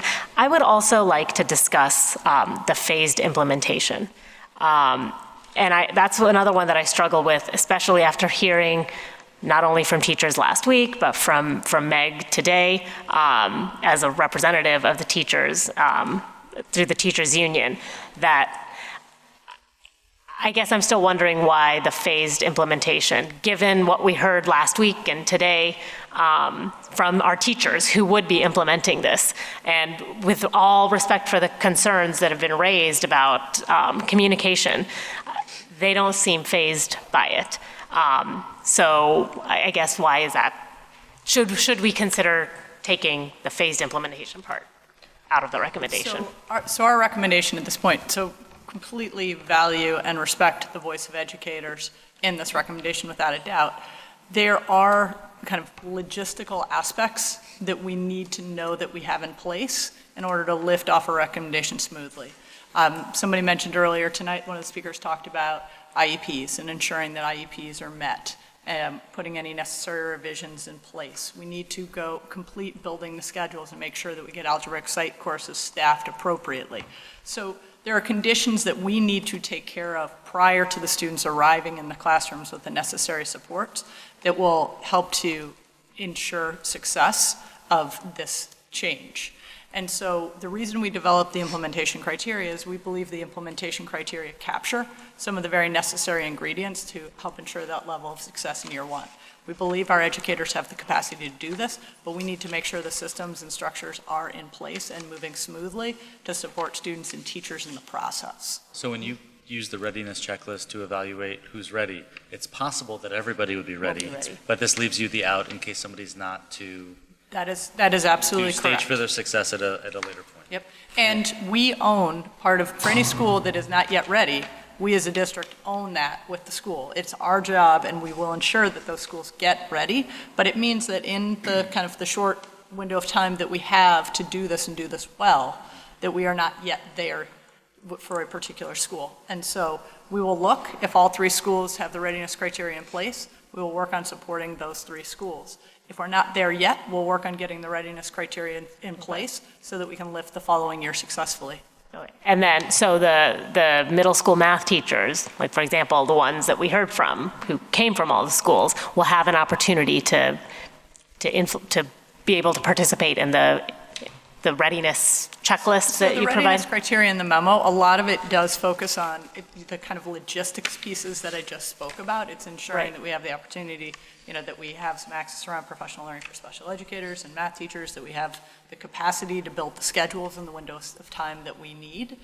So through school leaders, and through their school leadership, there's the opportunity to influence. Okay. But some of it is directed more at the administrative level. As we said, the course has been following the same scope and sequence. We have full faith in our teachers to do this. We need to make sure, though, that we are set in regards to the logistics and the supports that we provide so the right kids show up in the right classes and day one, and we lift this thing as successfully as we know they can. Okay, and that all sounds fine, and I guess I would just want to make sure that if there is one or more schools that after the checklist comes by, after the checklist is completed, comes out as not ready, that there is an opportunity to engage with the principal and the teachers to see if that's, is accurate, and to make sure that the voices, I would hate for those teachers who came out on, the last day of school and stayed till 10 o'clock to let us hear their perspectives, feel then that if their school wasn't, chosen as one that's ready, that they at least have an opportunity to counter that and to bring in why they can be ready. And so we will work with schools, and we'll do the best we can within the capacity. We need to on our timeline to ensure that we also then hit the communication benchmarks and the things that we need to do in order to lift the process well. So, with that caveat, we'll need to pay attention to the timeline, because it's a short window of time to launch, and we want to make sure that it does go well.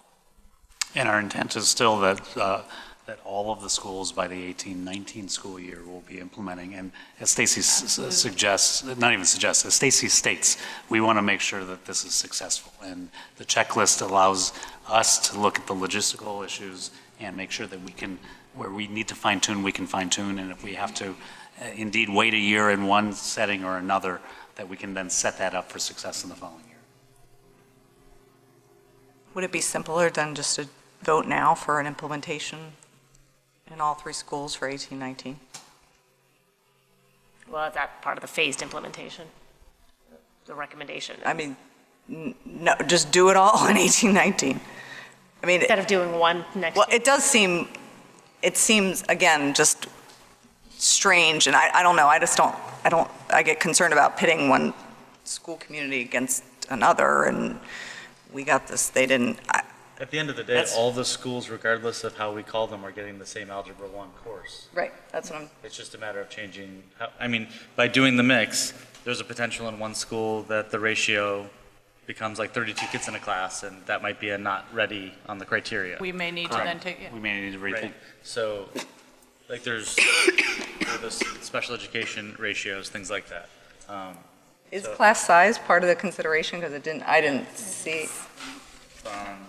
So The first page of it. Yeah. Okay, thanks. And I think some of the things that Joey mentions are critical to the implementation. We need to make sure that students have the adequate supports. We need to make sure that when we create the class sizes that we've created, we've put the adequate supports in around, the 70-30, and as we build the Excite classes. And so that is why we went with the implementation criteria. We would like to be able to support all of the schools in doing this year. But again, the emphasis is that we have the readiness in place, and if it's not there yet, we will work with the schools to get there by the following year, and all 3 schools will be implementing the course by that point for all students. I really like the implementation grid that you put together, and I think I would support doing everything that's ready as soon as possible, and then whatever's not, get it ready by 18-19. And I think this is an acknowledgement and a way for us to focus our resources. because it will show us if there are particular places that we need to focus on supporting better from the district side, that we can respond and do that. Can I ask so there was an Algebra for All committee this past year that helped fuel the conversation in preparation for this recommendation, correct? So that Algebra for All committee, was that part of the discussion for those particular representatives about the readiness of their schools to implement the information that was prepared? So do you want? Not specifically. So the Algebra for All committee narrowed it down to 3 possible options for us to implement throughout the district. And then we've analyzed those 3 and narrowed it down to the Algebra 1 for all students with the Algebra Excite class. And so that's kind of the work from the Algebra for All committee. Gotcha. Okay, that makes sense. Thank you. So I think, okay, so more comment? Well, it's a question really, and again, this is from a new board member in trying to understand protocol, and we can get into more about this some other time, I'm sure, but if it's questionable about whether or not we should be voting on the actual change, it seems even less likely that we should be voting on the implementation plan for it.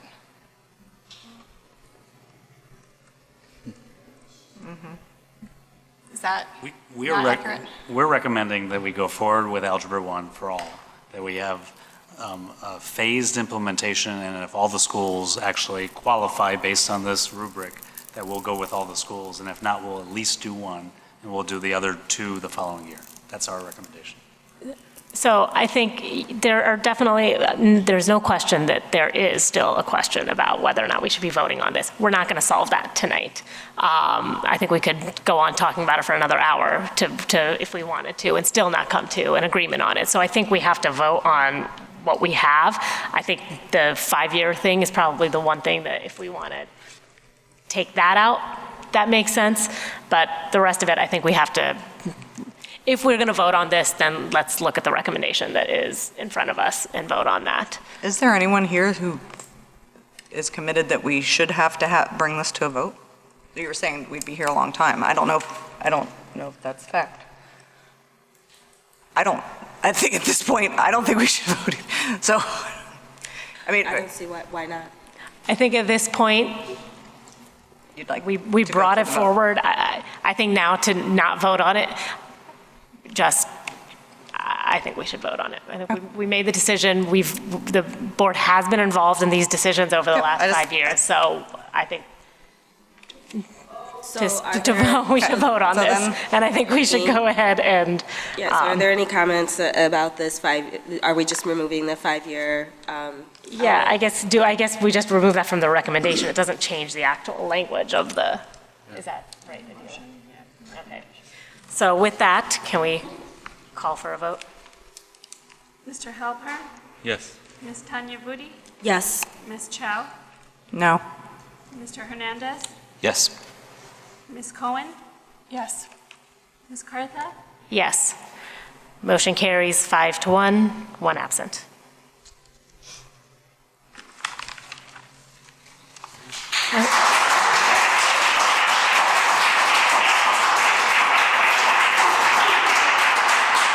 All right. With that, we have a couple more discussion items, one being the one-to-one technology plan, which Stacy, if you want to get us going on that.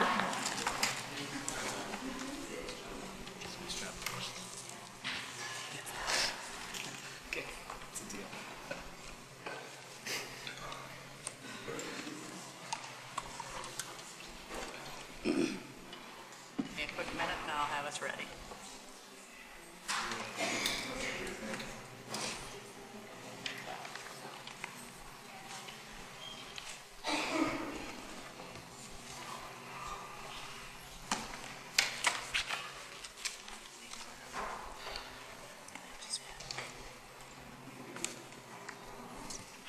All right. So tonight, I just wanted to talk to the board briefly about some of the initial ideas we have for planning the one-to-one middle school implementation. and give people an opportunity. I gave a little more detail in the memo, but give people an opportunity to sound in if it feels like there are any particular areas that are being overlooked or should be considered as we go. To just give, so essentially the purpose of tonight is to give you that kind of overall feel for what the planning work will be over the next 15 months. And to be clear, the work will be informed by the pilot experience at Chute and King Arts. And what we are looking at is a grade-by-grade rollout starting in 2018-19. We will continue to support one-to-one technology at King Arts and Chute going forward, so into this next school year as we discussed when we looked at the technology purchase. And then the following year, we'll start focusing the rollout of the one-to-one plan in 6th grade. The new schools that will be coming on boards will be Rhodes, Nichols, and Haven. And all 6th graders will experience the same program across the 5 schools. Just quickly, technology belief statement in District 65. We believe that technology is a tool that can and should be used to deepen learning opportunities for our students. Technology provides opportunities for teachers and students to support the development of creativity, communication, critical thinking, and collaboration. For us, this is an important statement because technology, our use of technology should not solely be about the use of learning how to use the computer. It's about how do we advance, enhance, and accelerate learning through that tool, and how do we increase opportunities for differentiation and individualization. When we take a look, so there are groups that have worked with me in this process. One of them is the District Instructional Technology Team, which consists of representatives from each of the schools in our district. One of the things that we've done over the past year is we've looked at a number of different standards over time and said what standards should guide our work in the area of technology, and how do we want to use standards to guide our work. The voice of the District Instructional Technology Committee is always, we need to lead through learning. We don't lead through the tech standards, we lead through learning. In 2016, ISTE updated their student technology standards for technology, and when they did that, we discovered a set of standards that really we felt like captured some of the ideas that we have and we believe in and are aligned with our belief in technology. The standards are organized around 7 really core concepts. They see technology as being so the standards are designed to empower student voice and ensure that learning is a student-driven process for exploration, creativity, and discovery, no matter where students or their teachers are. And that aligns with that belief statement that I just shared.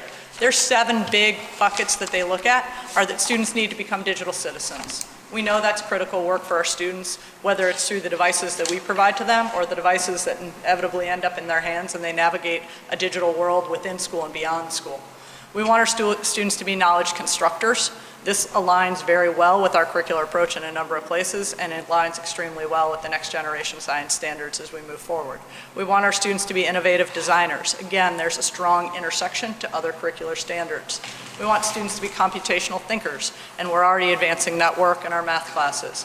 We want students to be creative communicators. As we look forward for future jobs in technology, the way that we engage and communicate has changed tremendously in the last 20 years, and it will continue to change and accelerate over time.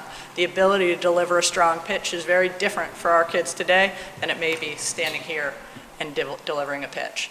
We want our students to be global collaborators. We know that the marketplace and ideas and the opportunity to influence is no longer within our own schools and our own communities, it's across the globe.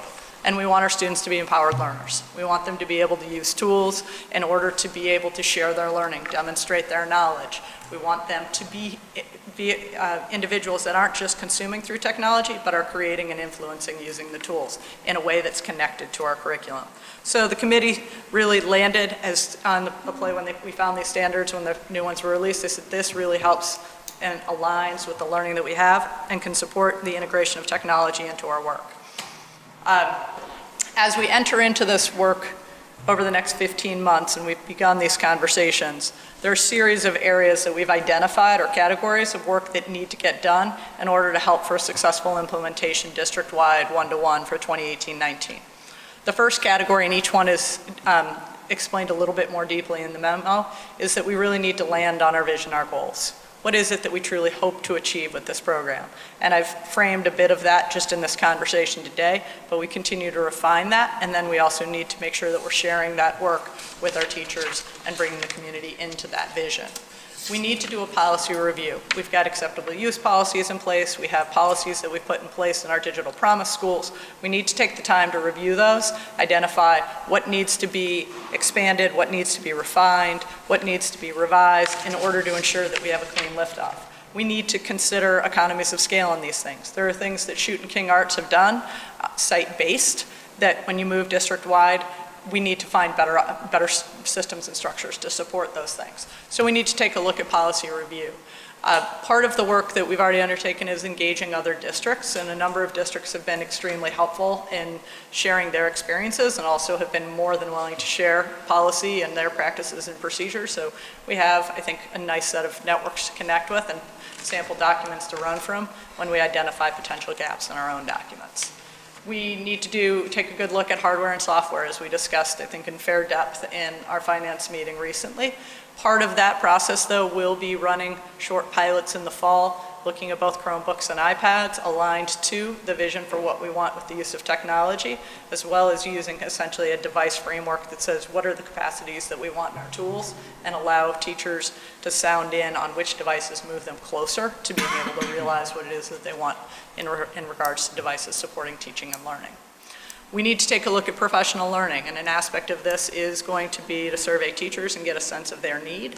King Arts and Chute's experience will be extremely helpful in this because they've had an opportunity to navigate this a bit with through their Digital Promise grant, and can speak to what has worked, what they've learned from, what they wish they had done a little bit differently.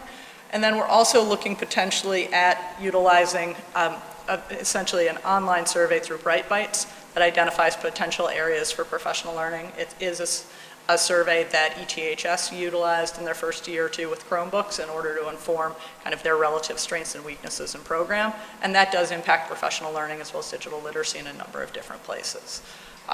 We need to take a look at teaching and learning. We have some curriculum that do have online resources. We don't fully utilize those capacities now because we need to assume that students don't have access universally. As we move to a place where middle schoolers will have universal access, it opens up our opportunity to look for more online solutions and it gives us an opportunity to look at existing units and decide are there ways that we can redesign these units that they might become more responsive to learners, empower learners in a different way, give us ability to define a variety of ways for students to gather information or demonstrate their knowledge and competencies through the access to the tools. So we need to take a look at teaching and learning, and that's going to be an ongoing cycle. That is not a start-stop. That's the where do we start, how do we begin to revise, and how do we begin to maximize our curriculum with the availability of this technology. And then we need to take a look at communication and really determine how, set up a subgroup to determine communication with teachers, communication with families, communication with principals, in order to make sure that we are hearing what needs to be heard, moving forward in a way that can work for the schools, and make sure that, in learning again from Chute and King Arts, some of the lessons that have been learned through the process, and they've have a lot of very good information about parent education nights they've done, different things that they've experienced that they really felt have helped to advance their programs, as well as things that we need to be aware of as we move into schools and that take this on for the first time. One piece that I didn't address and really fits under the hardware software, which is work that we still need to do, was Digital Promise did provide home access for students. One of the things that we've committed to do is working to try to find home access for students that do not have access at home. And so that will fit under the hardware and software work that we do, and we are looking at some options. We still have not found optimal solutions for that between hotspots that can be checked out, some other possible solutions, but that is one that we have work to do. We are on a shorter timetable for that because that will impact some students as we start again at King Arts and Chute in the fall. But that's a piece of the work as well.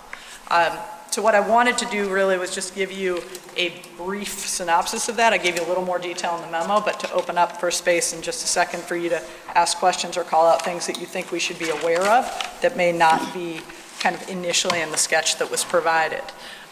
Just to give you a quick feel for structure and the way I see this work getting done, there is a design steering committee that's being formed.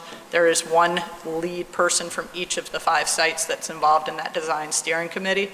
I then also have 2 technology integration facilitators at the district that are part of that team with me, and a member of the technology team. So that's kind of a cross-functional team that will be the steering committee for this work. The school district, the principals in the middle schools are also identifying technology champions for me, which are teachers at the sites that essentially we will use, not use is not a great verb, but involve in order to get their feedback about particular ideas, also give us an opportunity to disseminate ideas. These teachers would also be ones potentially that we would try to encourage to participate in innovation grants or pilots. So they're people that are kind of technology minded and can be ones also that sound in on professional learning and can help us facilitate professional learning as we go forward. I did mention the district instructional technology team. That's a group that ranges from all the schools, but brings a valuable perspective to the work and will continue to have voice in this process. And then lastly, in this last school year, we issued technology innovation grants. Some of them were in middle school, some of them were in K-5, but it really created a very unique and kind of energized group of teachers that wrote grants to receive technology, either they were iPad grants or non-iPad grants, and then to create innovative learning within their classroom space. And so tapping into that group also to inform this work and to share ideas and encouraging more middle school teachers to participate in that, I think will continue to generate some of the voice and energy that we need for success in this process. So that is kind of the high points of what I wanted to share tonight, and I wanted to open up for any questions or comments. Is there any way to kind of maybe do a survey of families in regards to what technology they possess? So, I mean, I've read studies around, again, most people are connected in some way. And for instance, Latino families, Black families have cell phones, right? And it's, yeah. Yeah, so we have surveyed at King Arts and Shoot to get a sense for that. And we do have percentages. The key is, so most phones do have cell phone access, but that really doesn't help a student engage in teaching and learning at home and at the level that they need. So the most recent survey that we had, we came to an estimation across those schools that about 8.5% of the families do not have Wi-Fi access at home that would allow a student with an iPad or a Chromebook to be able to physically do the work, that online work that might be required in a Google Classroom assignment or something along those lines, keyboarding, creating, things along those lines. So that's what we're looking at percentage-wise. We did run a hotspot loaner program in partnership with Evanston Public Library this year out of Lincoln in order to empower some families to have access with Chromebooks over the weekends. We're looking at that in regards to whether there's some possibility there. But we would, again, around full membership, the need to be able to check out hotspots or to visit a space for extended time doesn't fully address equity. I think it was almost, at this point, it was probably 15 years ago, when Project Excite was still around, with the weekend series, and as kids got to a certain age, they got a device, and part of that, and it was in partnership with Northwestern, was they got Wi-Fi in the home. And I don't know if that would be something that our partnership with Northwestern would be willing to explore again for that finite group of families that we know exist.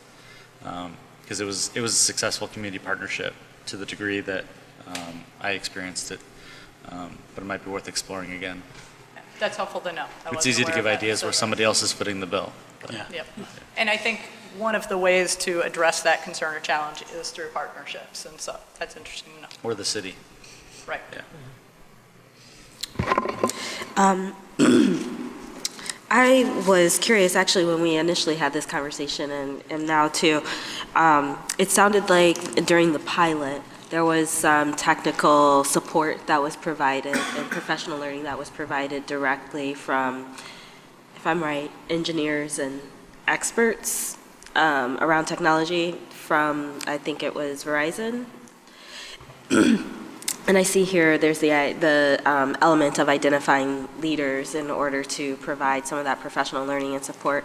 I'm just curious what's the plan to match the content and quality of the support provided by folks who 100% of their job is to think about tech and one-to-one technology and teaching and learning versus folks who have a lot of other things on their plate and then are also providing these supports. My understanding from the experiences at King Art and Shoot is that the support that was most appreciated and valued was the addition of the instructional coach technology-based instructional, school-based instructional coach for technology. Each school does have a 1.0 instructional coach focused on technology integration that was a District 65 teacher, and they provided some funds to help partially fund that position. In the plan going forward, part of what was put forward as part of the cost structure in the referendum is to provide one coach across across 2 schools, which when we reached out to other schools tended to be a ratio that districts were saying could work, and we would offset by pairing larger schools with smaller schools. And so we do plan on trying to staff up by creating an additional instructional coach position and having those folks work across 2 schools. On the technology side, our district technology team is very capable at managing the devices and doing the device rollout, and District 65 generally got very positive feedback on its ability to manage kind of the technical infrastructure. We do have some learning to do around the process work of just how do we want to really deal with damaged machines, when we go to scale? How do we tackle some of those things as we go to scale? Those, I think, are some of the larger concerns, but we've got some really nice capacities in our technology department in regards to managing both Chromebooks and iPads. And then I also really appreciate seeing that there's a team that's going to be working on the short and long-term goals. I'm not sure if there's, maybe I missed it, but if there's a timeline for when those goals will be set, and how we'll hear back and all about how we're doing with them. Yeah, so there's a work plan underneath this, but the group will spend, I'm pulling part of this group together in July, and part of the work will happen there is we'll knock down dates on everything and assign owners of work and kind of really pull that forward. This was a way of capturing the work that we see as being the critical pieces, and then that team with me will work out owners and deadlines.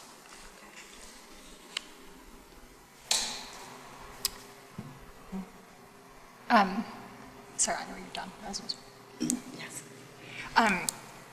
Just one quick question, and that's about the integration with 202. Just wanted to understand what the plan was for that. Yep. So we've worked pretty closely and collaborated with David Chan, who oversees the kind of technology on the instructional technology side at ETHS.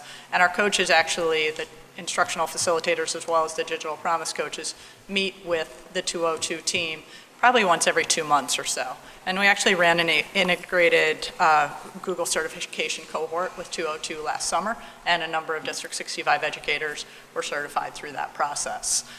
So we actually have a pretty nice relationship and integrated conversation with technology. And in fact, part of the Bright Bites conversation, I've gotten good feedback from David about what they saw as valuable, why they walked away from it, when they walked away from it, giving us a sense of when it might be valuable to us. And so there is a good bit of conversation, and we've also reached out in conversation about devices and how they've landed where they are, where we might, what are the considerations, what might we consider. So there's I would say some strong relationships there, and I think lots of opportunity to continue collaboration. Great. We also, when we do larger purchases, I'll reach out and see if there are ways to buy at economies of scale. Great. Thank you. Any other questions? Okay, well, thank you very much for that presentation. Thank you. Appreciate it.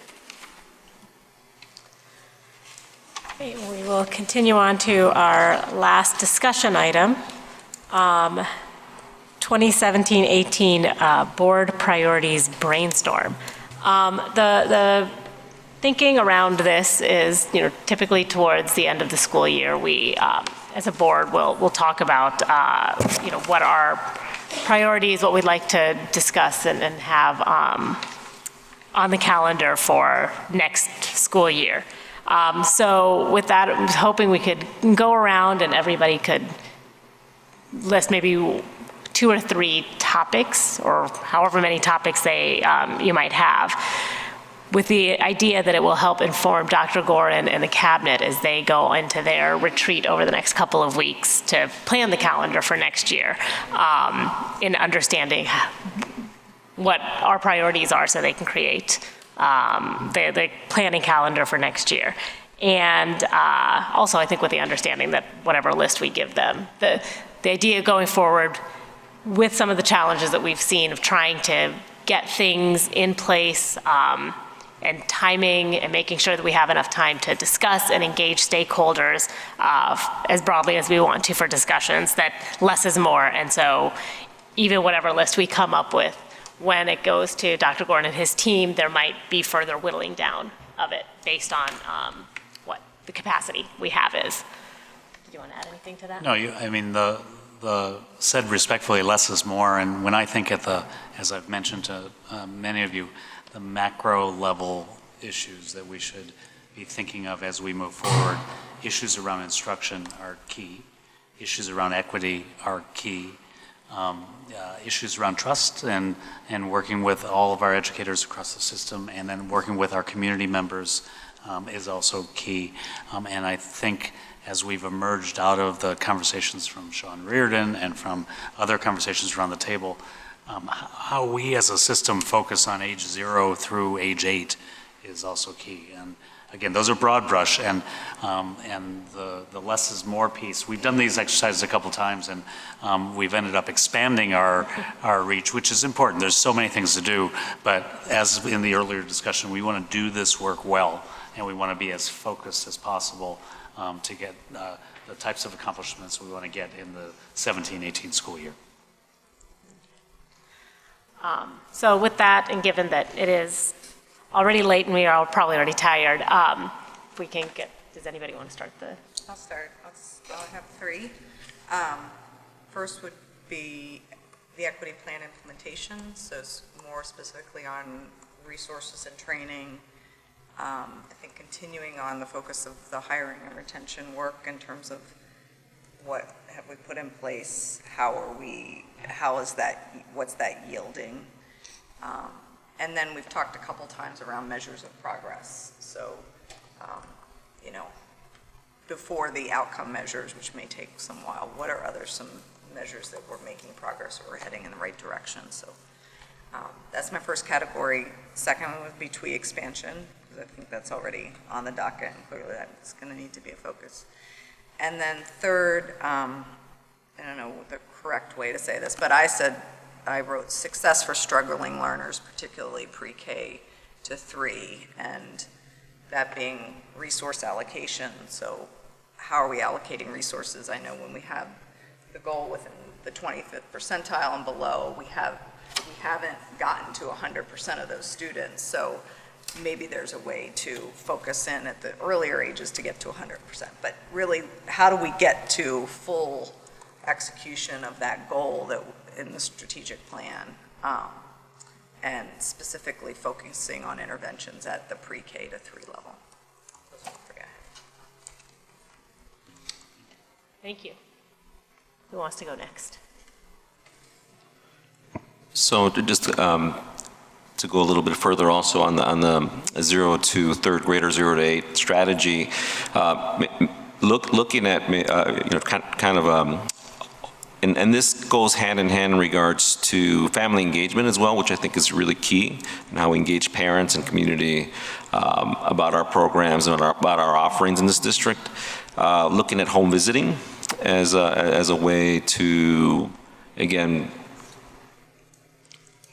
recognize children's potential even before they're born. Again, there's home visiting programs that visit moms who are pregnant and can kind of help them plan. So what can we do with local home visiting programs as well as our own family center here to kind of prepare parents, right?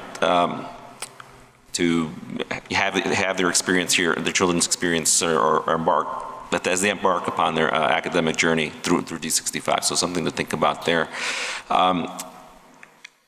I'd like to continue, and just continuing on the family engagement piece, really thinking about, I was very pleased this year to be part of, or having attended a joint Latino and Black Parent Advisory Committee meeting, which, again, most of the attendees felt that needed to happen again and more often.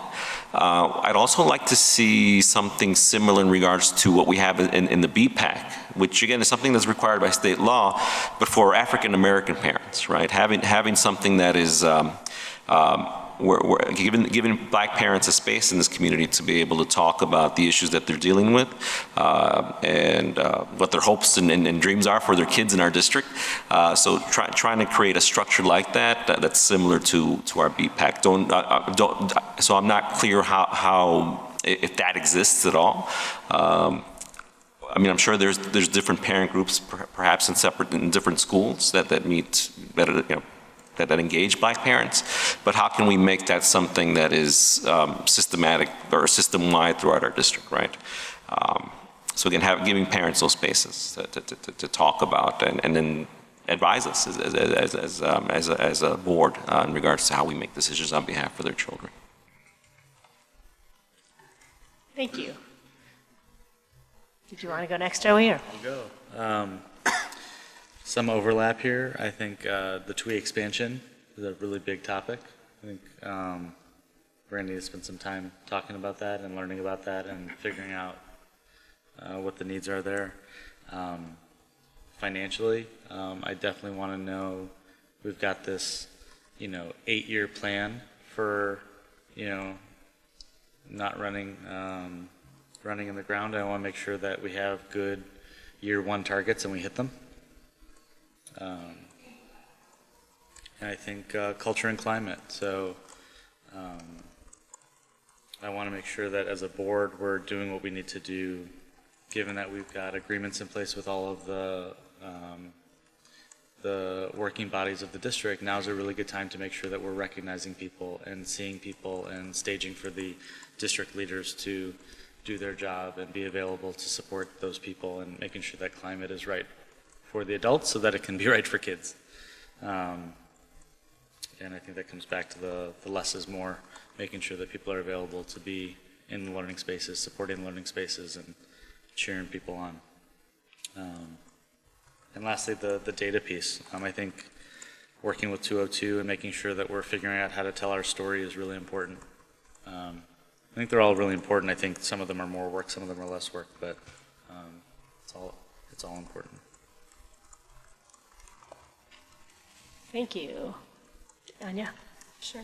I have on my list, I will echo the desire to talk more about our early childhood initiatives and specifically our investment in aligning the expertise that we've been and the intentionality that we've been talking about with initiatives like the K-3 literacy framework, our culture and climate and equity work, how we are taking those learnings and pushing them into our early childhood programs.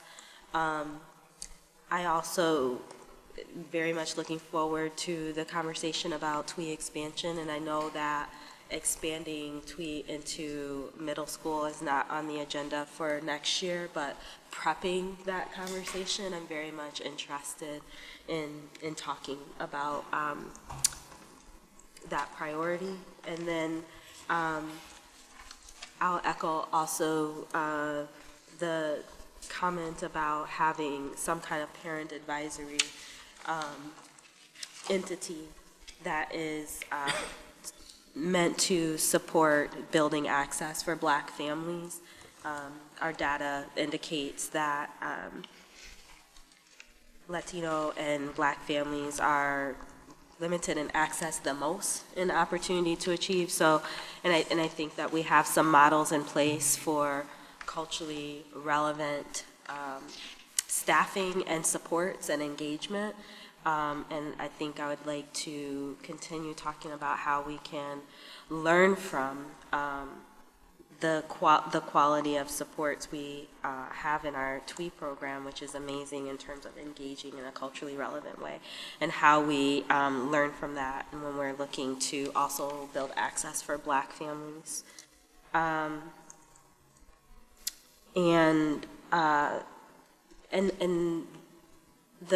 the pre-K through 8 nature of that, I guess, connects to that we're looking at how all of this aligns to reducing the gap in opportunity to achieve for students and families who are limited in access the most.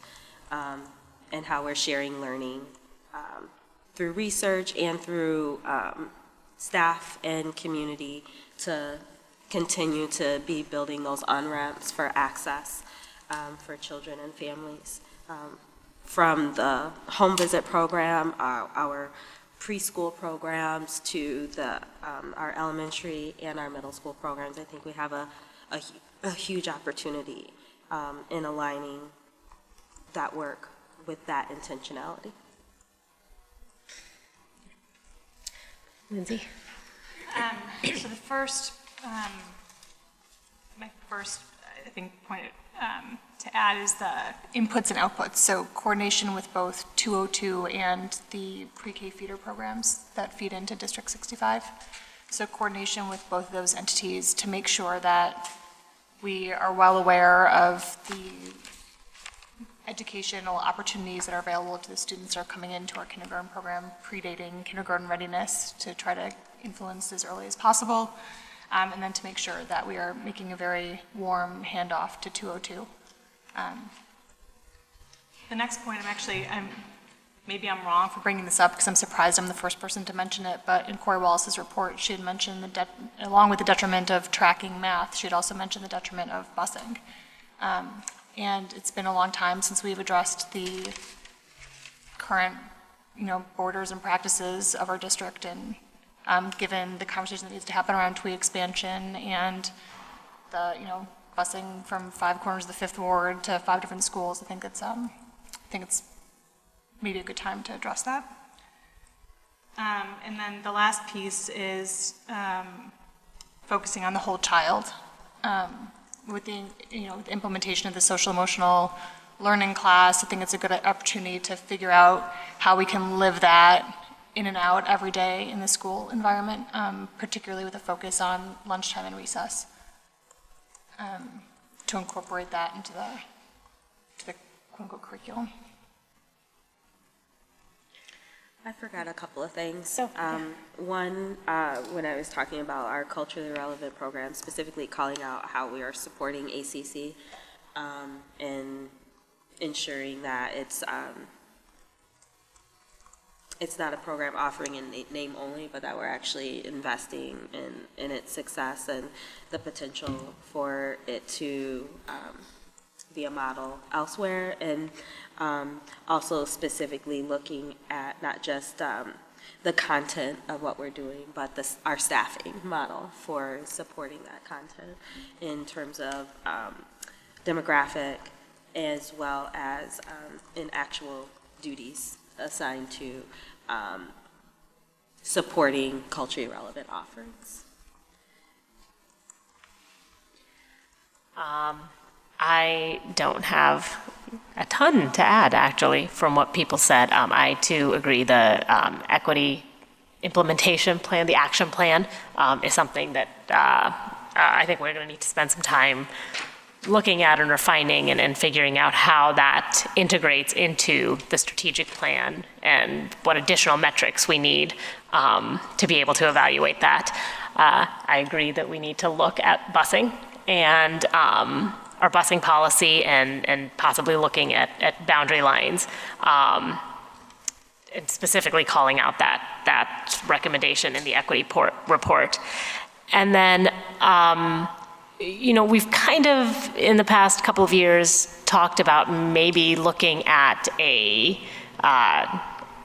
creating a testing policy around standardized testing and what our beliefs are, and frankly, I would want to say what we think the limitations are of standardized testing, and along with that, look at how we can more broadly, I think this goes along with some of what you were talking about with the social and emotional learning. How do we more broadly look at the success of the whole child and look at different measures than beyond just standardized testing in our achievement reports? So those are my 3. And one more thing to think about too is looking at, again, after-school programs and what access to enrichment programs and how it breaks down by race. Like how many kids are able to access jazz band and shoot, right? And then what's the disaggregation there? YOU programs, I know at Haven, there's you get kids from the 2nd and 5th ward, but they didn't qualify Title I funds, is from what I understand, so they don't get YOU. So what's there to support kids there? So again, looking at access to enrichment and resources for all kids. Thank you. Does anybody have anything to add or comment on? Okay, well, I think that gives a good list to discuss and work with, and then we can. Okay. Appreciate it. Thank you. And then quickly we can go through committee reports. Community School Initiative, is there still no meeting? Okay. Head Start Early Childhood. Anya or Sergio? We have a meeting with a couple of parents from the Peace Parent Group, I think, coming up on June 24th. So just to kind of talk about some of their efforts to organize and around, getting the best services for their kids in JEH. So I think that's pretty much about it. And Head Start programmings are swimming along. I'm pretty sure the application was submitted for the full day Head Start programming. And I think there's some effort being made to make sure we are keeping our enrollment high in early Head Start. So I think those are the two big pushes with Head Start. Okay, great. Park School Advisory Committee, Sergio or Lindsay, I don't think there's been a meeting since since last update. Same thing with City School Liaison. Not till the fall. IASB, I know Anya, Lindsay, and Sergio were able to go to the new board member training this weekend. Exciting stuff. Do any of you want to update us on? So Lindsay mentioned the balcony versus the dance. So we learned about how to try to separate both. I mean, I guess, we're community members, but we're also, board members, right? And to what extent can we be involved in the dance and then have the balcony view, right? I think it's a really good metaphor in regards to how we view our roles, or our dual roles as community members who want to advocate on behalf of our community, but at the same time, making sure that as board members, we're making high-level decisions that impact all students and not, you guys want to add a little bit more?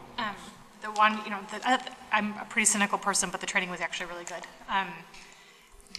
One interesting note was that I was approached by a few different people. I don't know if either of you got the same feedback, but that there were a number of districts looking to us to be examples on equity work, which I thought was pretty cool.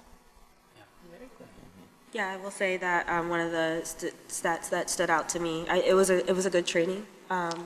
I appreciated it, and one of the stats that did stand out to me is that only 10% of school boards in Illinois are comprised, or our school board members are people of color. And if we look around this table here, we certainly have greater representation in that vein, and I think representative of our community. And so that was, I think, a positive thing. And it was great also to meet colleagues around the state who are passionate and committed to their districts as well, and learn in that way.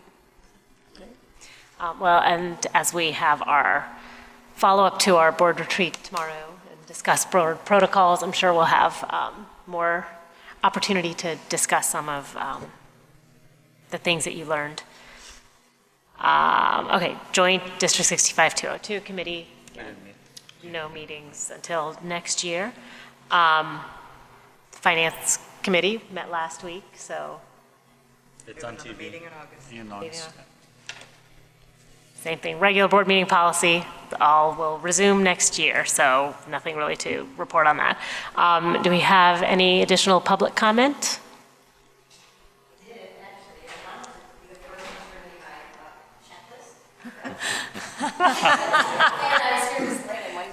Nice. Love it. Algebra readiness checklist? All right. Go Haven. Get the ball rolling. We'll begin our Well, thank audit you, Ms. immediately. All right, excellent. Anybody else? Okay, with no further business to come before the board, I find this meeting adjourned at 10:19 PM. Thank you.